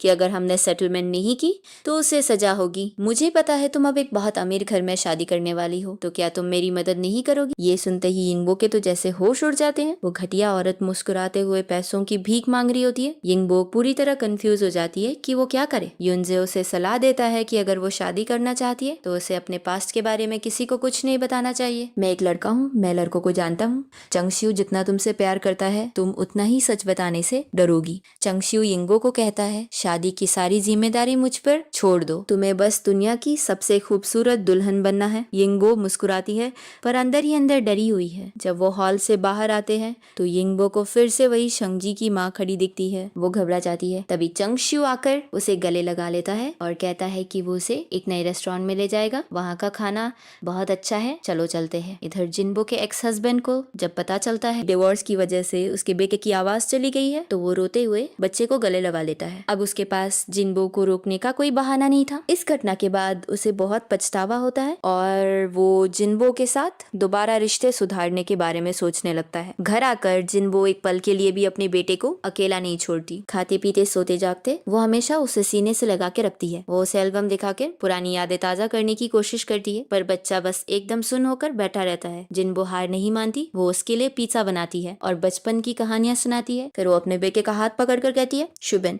माँ तुम्हें धीरे धीरे ठीक कर देगी। तुम मेरे लिए दुनिया में सबसे इम्पोर्टेंट हो। कोई भी चीज तुम्हारी जगह नहीं ले सकती। मैं तुम्हारे बिना नहीं जी सकती। तुम्हें वापस पाने के लिए मैं अपनी जान भी दे सकती हूँ। मुझे कोई फर्क नहीं पड़ता अगर तुम बोल नहीं सकते, पर प्लीज बस एक बार मुझे माँ कहकर बुला लो। पूरी फैमिली बाहर खड़ी होकर ये सब सुन रही होती है और रो रही होती है। तभी बच्चा कहता है, माँ। जिन्बो को अपने कानों पर विश्वास नहीं होता। वो रोते हुए उसे गले लगा लेती। मेरे बच्चे ने फाइनली कुछ बोला, वो मुझे माँ बुला रहा है। पूरी फैमिली अंदर आ जाती है और सब बहुत खुश होते हैं। क्या यिंगबो 5 महीने की प्रेगनेंसी और लिव इन रिलेशनशिप का राज छुपाकर उस अमीर लड़के से शादी कर पाएगी? शादी के दिन नजदीक आ रहे हैं और वो शंगजी की माँ उसे रोज कॉल करके परेशान कर रही है। वो बेशर्मी से पूछती है, क्या तुमने कोई नया लड़का ढूंढ लिया है? मेरा बेटा जेल से छूटने के बाद तुम्हें जरूर ढूंढेगा। यिंगबो डर के मारे अपने फोन की बैटरी ही निकाल लेती है। एक रात उसे लगता है कि कोई आदमी जो बिल्कुल शेंजी जैसा दिखता है उसका पीछा कर रहा है। वो पसीने से लथपथ हो जाती है, पर बाद में पता चलता है कि वो सिर्फ एक डरावना सपना था। कल उसकी शादी है। उसे क्या करना चाहिए? शाम को चेंगशियू उसे मिलने आता है। चेंगशियू जितना उससे प्यार करता है, यिंगबो का गिल्ट उतना ही बढ़ता जाता है। वो उसे गले लगाकर रोते हुए कहती है,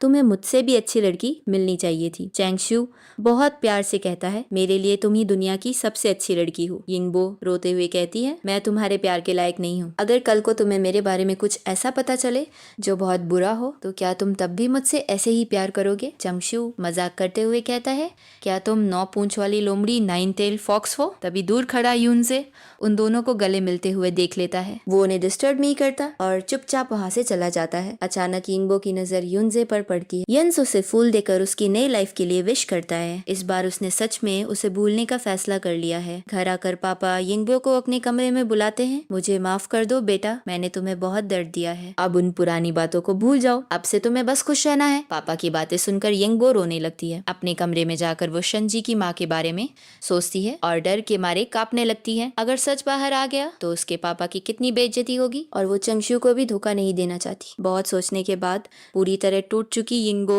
शादी वाले दिन भागने का फैसला करती है। जिनबो घर आकर देखती है कि यिंगबो ने एक लेटर छोड़ा है। दीदी, मैं इतनी सेल्फिश होकर शादी नहीं कर सकती। मेरे पास भागने के अलावा और कोई रास्ता नहीं बचा था। चांगशू को जब ये पता चलता है तो वो पागलों की तरह भागता है। वो उन सारी जगहों पर उसे ढूंढता है जहाँ वो साथ गए थे, पर यिंगबो कहीं नहीं मिलती। वो पसीने से भीग चुका है। यिंगबो, तुम कहाँ? वो बहुत थक चुका था और पसीने से लथपथ था। हार कर वो अपनी बहन एली के फियांसे युनजे को कॉल करता है। चंगशू जानता था कि युनजे यिंगबो का फर्स्ट लव है। युनजे तुरंत मदद करने आ जाता है। लाइब्रेरी से बाहर निकलते ही युनजे को एक जगह याद आती है। वो जल्दी से घर जाता है, अपने भाई की गाड़ी लेता है और उस जगह पहुंचता है। स्कूल के दिनों में जब भी यिंगबो दुखी होती थी वो हमेशा इसी जगह आती थी और सच में यिंगबो वही थी। उसे देखकर युनजे की जान में जान आती है। वो पूरी रात से जाग रहे चंगशू को कॉल करता है और झूठ बोलता है, मुझे एक जगह याद आई है पर मैं श्योर नहीं हूँ, तुम जाकर चेक कर लो। फोन काटने के बाद युनजे को बहुत बुरा लगता है। उसने एक बार फिर यिंगबो को खुद से दूर कर दिया था। इधर चंगशू पागलों की तरह गाड़ी चलाकर उस जगह पहुंचता है। यिंगबो को देखते ही वो बिना कुछ बोले उसे खींचकर गाड़ी में बैठाने लगता है। यिंगबो कहती है, एक सेकंड रुको, अगर तुम्हें कुछ पूछना है तो। चंगशू उसे बीच में ही टोक देता है, कुछ मत बोलो, मुझे तुम पर कोई शक नहीं है। यिंगबो बार बार इधर उधर देखती है। उसे ऐसा लग रहा था जैसे कोई उसे देख रहा है। सच में एक गरीब लड़की और एक अमीर लड़के का मिलना बहुत मुश्किल होता है। दोनों का नाचर भी एक जैसा है। शायद जो लोग अपने पास्ट को लेकर इनसिक्योर होते हैं उन्हें ऐसे ही स्ट्रॉन्ग और जिद्दी प्यार की जरूरत होती है। वापस लौटते समय चंगशू तुरंत अपने होने वाले ससुर को कॉल करके बताता है कि यिंगबो मिल गई है, हम अभी आ रहे हैं, आप बस शादी के टाइम की तैयारी कीजिए। वो बिना कुछ सुने अपनी भागी हुई दुल्हन को वापस ले आता है और उसे कुछ बोलने का मौका तक नहीं देता। पर उसे नहीं पता था कि उसकी मासूम दिखने वाली पत्नी का पास्ट कितना भयानक है। दोनों बहनें भाग कर आती है और यिंगबो को खींच कर अंदर ले जाती है। जल्दी जल्दी में भाग वो गलती से एक औरत से टकरा जाती है और दूर खड़ी एक सफाई करने वाली औरत की नजर सीधा यिंगबो पर पड़ती है। वो भागकर सेकंड फ्लोर पर जाती है और देखती है कि दुल्हन वही लड़की है जो उसके बेटे शंगजी के साथ लाइव इन में रहती थी। यही कारण था कि यिंगबो शादी से भाग गई थी। यही कारण था कि वो अपनी बहन जिनबो का हाथ पकड़कर कहती है कि वो बहुत डरी हुई है और सब कुछ सच बताना चाहती है, पर जिनबो उसे रोकती है। कोई भी नॉर्मल आदमी ये सब एक्सेप्ट नहीं कर पाएगा, तुम्हें मरते दम तक ये राज छुपाना होगा। यिंगबो भारी मन से मेकअप रूम से बाहर आती है। जैसे ही वो नजर उठाती है सामने युनजे खड़ा होता है। दोनों की नजरें मिलती हैं। युनजे को खुशी है कि यिंगबो की शादी हो रही है, पर यिंगबो की उदासी देखकर उसे दुख भी हो रहा है। पर यिंगबो की उदासी उसने सपने में भी नहीं सोचा था कि यिंगबो की सुहागरात वेडिंग नाइट पर वो सफाई वाली औरत शेंगजी की माँ उनके होटल रूम में कॉल करेगी। कॉल के बाद से यिंगबो बहुत डरी हुई है। वो चुपचाप बैठी रहती है और रात तक चंगशू से बात नहीं करती। आखिरकार चंगशू पूछता है, मैं तुम्हारे लिए क्या हूँ? तुम बिना कुछ बताए ऐसे कैसे गायब हो सकती हो? क्या मेरी कोई वैल्यू नहीं है? यिंगबो सिर झुकाकर माफी मांगती है। चंगशू उससे शादी से भागने का कारण नहीं पूछता, बस इतना कहता है कि आगे से जो भी हो वो उसे बताए। पति पत्नी के बीच कोई राज नहीं होना चाहिए। यिंगबो मान जाती है और प्रॉमिस करती है कि वो अपने पास्ट के सभी लोगों से रिश्ता तोड़ लेगी। मैंने सब संभाल लिया है, तुम्हारे फर्स्ट लव के अलावा कोई और लड़का तो नहीं है ना जिसे तुम भूल ना पा रही हो? यिंगबो घबरा कर कहती है, नहीं। अगले दिन यिंगबो डिसाइड करती है कि वो चैंगशू को अपने मिसकैरेज और लिव इन रिलेशनशिप के बारे में सब सच बता देगी। वो अब और झूठ नहीं बोलना चाहती, पर जैसे ही वो बात शुरू करती है उसे चक्कर आने लगते और वो बेहोश होकर गिर जाती है। जब उसे होश आता है तो डॉक्टर बताते हैं कि वो प्रेग्नेंट है। चंगशू खुशी से अपनी पत्नी को गले लगा लेता है। माँ की हेल्थ ही बच्चे की हेल्थ होती है, मेरे लिए तुम हमेशा नंबर 1 हो। चंगशू का प्यार देखकर यिंगबो अपना सच फिर से छुपा लेती है। चंगशू को एक इम्पोर्टेंट मीटिंग के लिए जाना था तो वो यिंगबो को टैक्सी में घर भेज देता है, पर टैक्सी का दरवाजा बंद होते ही उसे अपनी पत्नी की चिंता होने लगती है। वो दौड़ते हुए टैक्सी का पीछा करता है। उसे ऐसे हाफते हुए देखकर यिंगबो भी शॉक हो जाती है। चंगशू जितना उससे प्यार कर रहा था, यिंगबो का गिल्ट उतना ही बढ़ता जा रहा था। घर आकर चंगशू सबको ऑर्डर देता है कि वो यिंगबो का अच्छे से ख्याल रखें क्योंकि वो प्रेग्नेंट है। ससुर और बुआ बहुत खुश होते हैं। चंगशू बड़े प्यार से यिंगबो को कमरे में ले जाता है, पर सास डायरेक्टर ली को अपने बेटे का ये ड्रामा बिल्कुल पसंद नहीं आ रहा था। जब मैं प्रेग्नेंट थी तब तुम क्या कर रहे थे? वो अपने पति को ताना मारती है। उस दिन तो तुम डर के मारे सोल भाग गए थे ना, आधी रात को ट्रेन में छुप गए थे। फिर मेरी दीदी ने तुम्हें स्टेशन से गर्दन पकड़कर घर तक घसीटा था। पूरी गली हमारा तमाशा देख रही थी और जब दीदी ने तुम्हें जमीन पर पटका था तो 1 महीने तक तुम्हारी कमर में दर्द रहा था ना। पापा शर्म से पानी पानी हो जाते हैं। अगले दिन युनजे अपनी सास डायरेक्टर ली के लिए ऑफिस के कुछ सामान लेने आता है। तभी उसे एली से पता चलता है कि उसने यिंगबो को किसी औरत को पैसे देते हुए देखा है। जब युनजे यिंगबो से पूछता है तो वो बता देती है कि वो औरत शंगजी की माँ है और उसे पास्ट के नाम पर ब्लैकमेल कर रही है। युनजे को बहुत गुस्सा आता है और वो उस औरत का नंबर मांगता है, पर यिंगबो कहती है प्लीज तुम इसमें दखल मत दो, इससे मेरे लिए प्रॉब्लम बढ़ जाएगी। तुम और आइली भी जल्दी शादी कर लो और खुश रहो। पर युनजे परेशान रहता है। उसका भाई उसे समझाता है कि औरतें आदमियों से अलग सोचती हैं, वो अब आगे बढ़ चुकी है और उसे डर है कि तुम उसकी शादीशुदा लाइफ खराब कर दोगे। रात को चांगशु एक बहुत बड़ा बॉक्स लेकर घर आता है। वो चुपचाप यिंगबो को कमरे में ले जाता है और बॉक्स खोलता है। उसमें बहुत सारी टेस्टी खाने की चीजें होती है। मुझे नहीं पता था प्रेग्नेंट औरतों को क्या पसंद है, तो मैंने सब कुछ ले लिया। दोनों एक दूसरे को खिला रहे होते हैं। जब सास को पता चलता है तो वो बहुत चिढ़ जाती है। मेरा बेटा तो बस अपनी बीवी का गुलाम बन गया है। ससुर जी चांगशु का सपोर्ट करते हैं, वो बिल्कुल मुझ पर गया है। मैं भी तो तुम्हारे लिए खाना बचाता था ना। इसके बाद चांगशु तुरंत अपनी माँ के लिए उनका फेवरेट पॉक फीट लेकर नीचे आता है ताकि उनका गुस्सा शांत हो सके। सब कुछ कितना परफेक्ट लग रहा था। पर यिंगबो बहुत वीक थी तो चांगशु ने एक बहुत अच्छे डॉक्टर से अपॉइंटमेंट लिया और छुट्टी लेकर उसके साथ हॉस्पिटल गया। यिंगबो घबराहट के मारे अपने हाथ रगड़ रही होती है। चांगशु उसे शांत करने की कोशिश करता है, पर असल में यिंगबो डरी हुई थी कि कहीं डॉक्टर को उसके पुराने मिसकैरेज के बारे में ना पता चल जाए। जब नर्स यिंगबो को बुलाती है तो चांगशु भी अंदर जाने लगता है, पर यिंगबो उसे रोकती है, मैं खुद चली जाऊंगी। चांगशु कहता है मैं भी तो साथ आ सकता हूँ। किस्मत से डॉक्टर चांगशु को बाहर भेज देते हैं। डॉक्टर यिंगबो को चेक करते हैं और कहते हैं कि उसे बहुत आराम करने की जरूरत है, वरना फिर से मिसकैरेज हो सकता है। यिंगबो घबराकर झूठ बोलती है कि उसने पहले अबॉर्शन करवाया था क्योंकि वो तब बच्चा नहीं चाहती थी।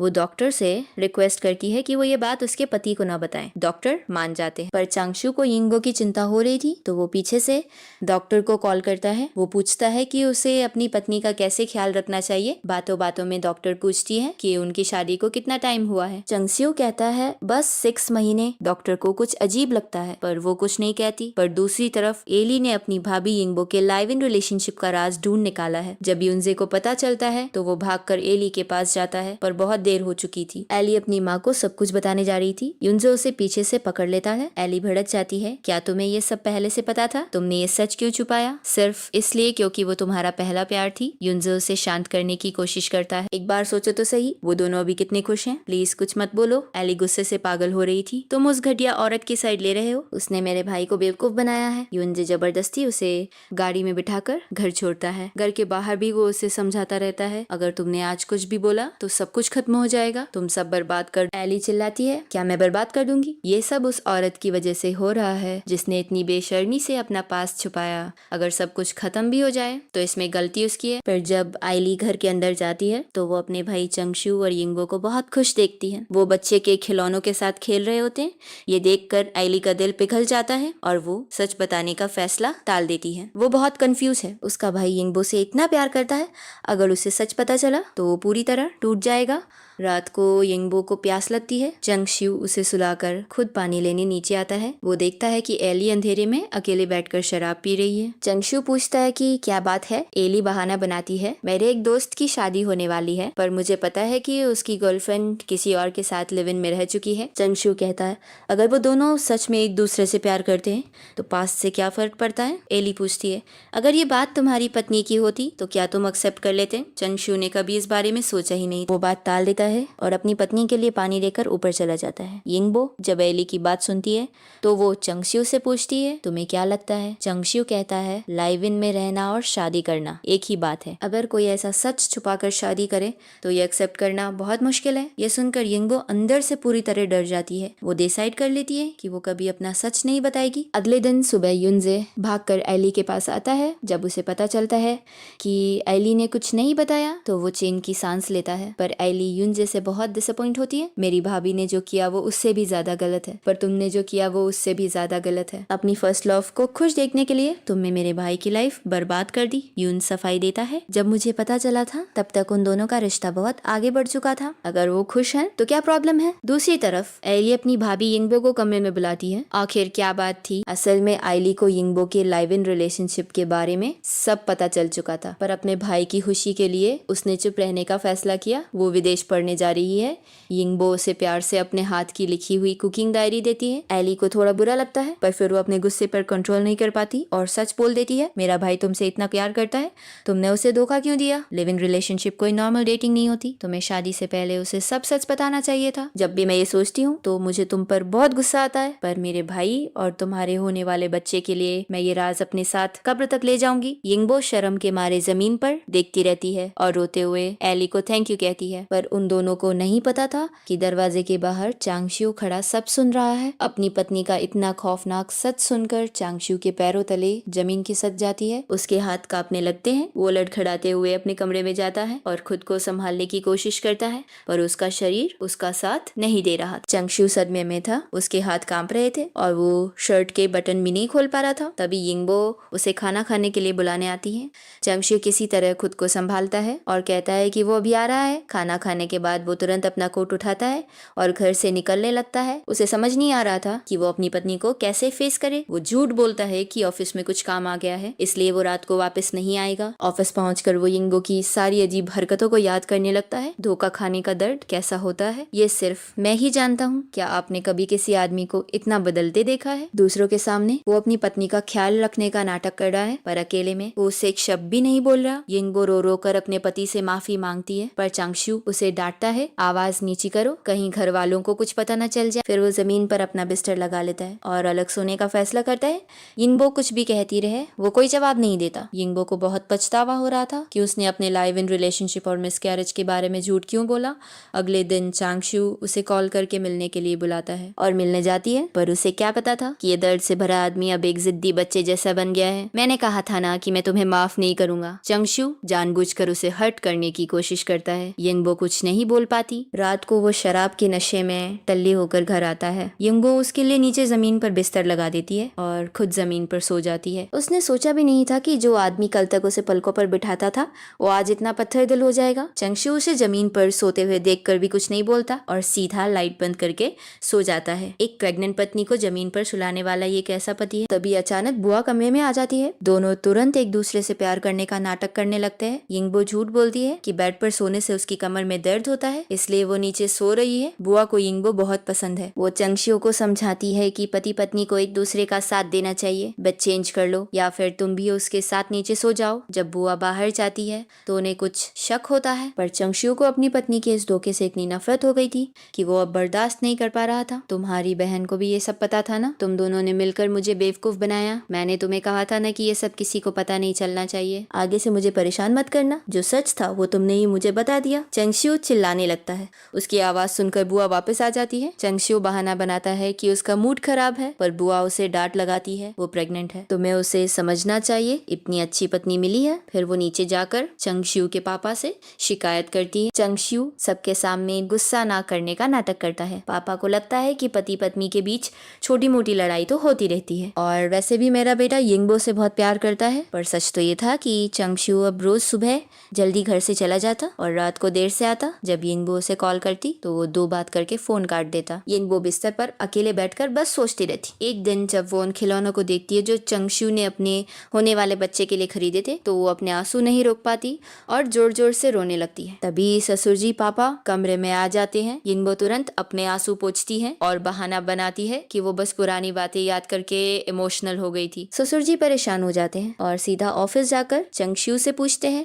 कि आखिर बात क्या है? मैंने अपनी बहू को जमीन पर बैठकर रोते हुए देखा है, आखिर बात क्या है? चांगशियो गुस्से में बोल पड़ता है, जैसा आप लोग सोच रहे हैं वैसा कुछ नहीं है, वो वैसी नहीं है जैसी आप सोचते हैं। वो ना तो अपनी पत्नी को माफ कर पा रहा था और ना ही उसे भूल पा रहा था। दिन में वो जिम में पागलों की तरह एक्सरसाइज करके अपना गुस्सा निकालता और रात को अकेले शराब पीता। एक दिन वो फिर से नशे में धुत होकर घर आता है। यिंगबो को देखकर वो उसके पास जाता है और उसे किस करने लगता है, पर फिर अचानक वो नफरत से उसे धक्का दे देता है। यिंगबो की आंखों से पछतावे के आंसू बहने लगते हैं। उसने उस पति को खो दिया था जो उसे पागलों की तरह प्यार करता था। वो तुरंत अपना सामान पैक करने लगती है। चांगशियो शॉक होकर पूछता है, ये तुम क्या कर रही हो? यिंगबो रोते हुए कहती है, तुम मुझे जो सजा देना चाहते हो दे दो, मैं सह लूंगी, पर मैं तुम्हें यूं तड़पते हुए नहीं देख सकती, इसलिए मैं ये घर छोड़कर जा रही हूँ। चांगशियो अंदर से डर जाता है, पर अपना ईगो सेटिस्फाई करने के लिए वो कहता है, अगर तुम आज इस घर से बाहर गई तो हमारे बीच सब कुछ हमेशा के लिए खत्म हो जाएगा। ससुर जी को भी बहुत चिंता होती है। यिंगबो घर का सारा काम करने लगती है। वो चांगशियो के सारे कपड़े आयरन करती है और बहुत पुरानी रजाइयाँ निकाल कर धूप में सुखाने लगती है।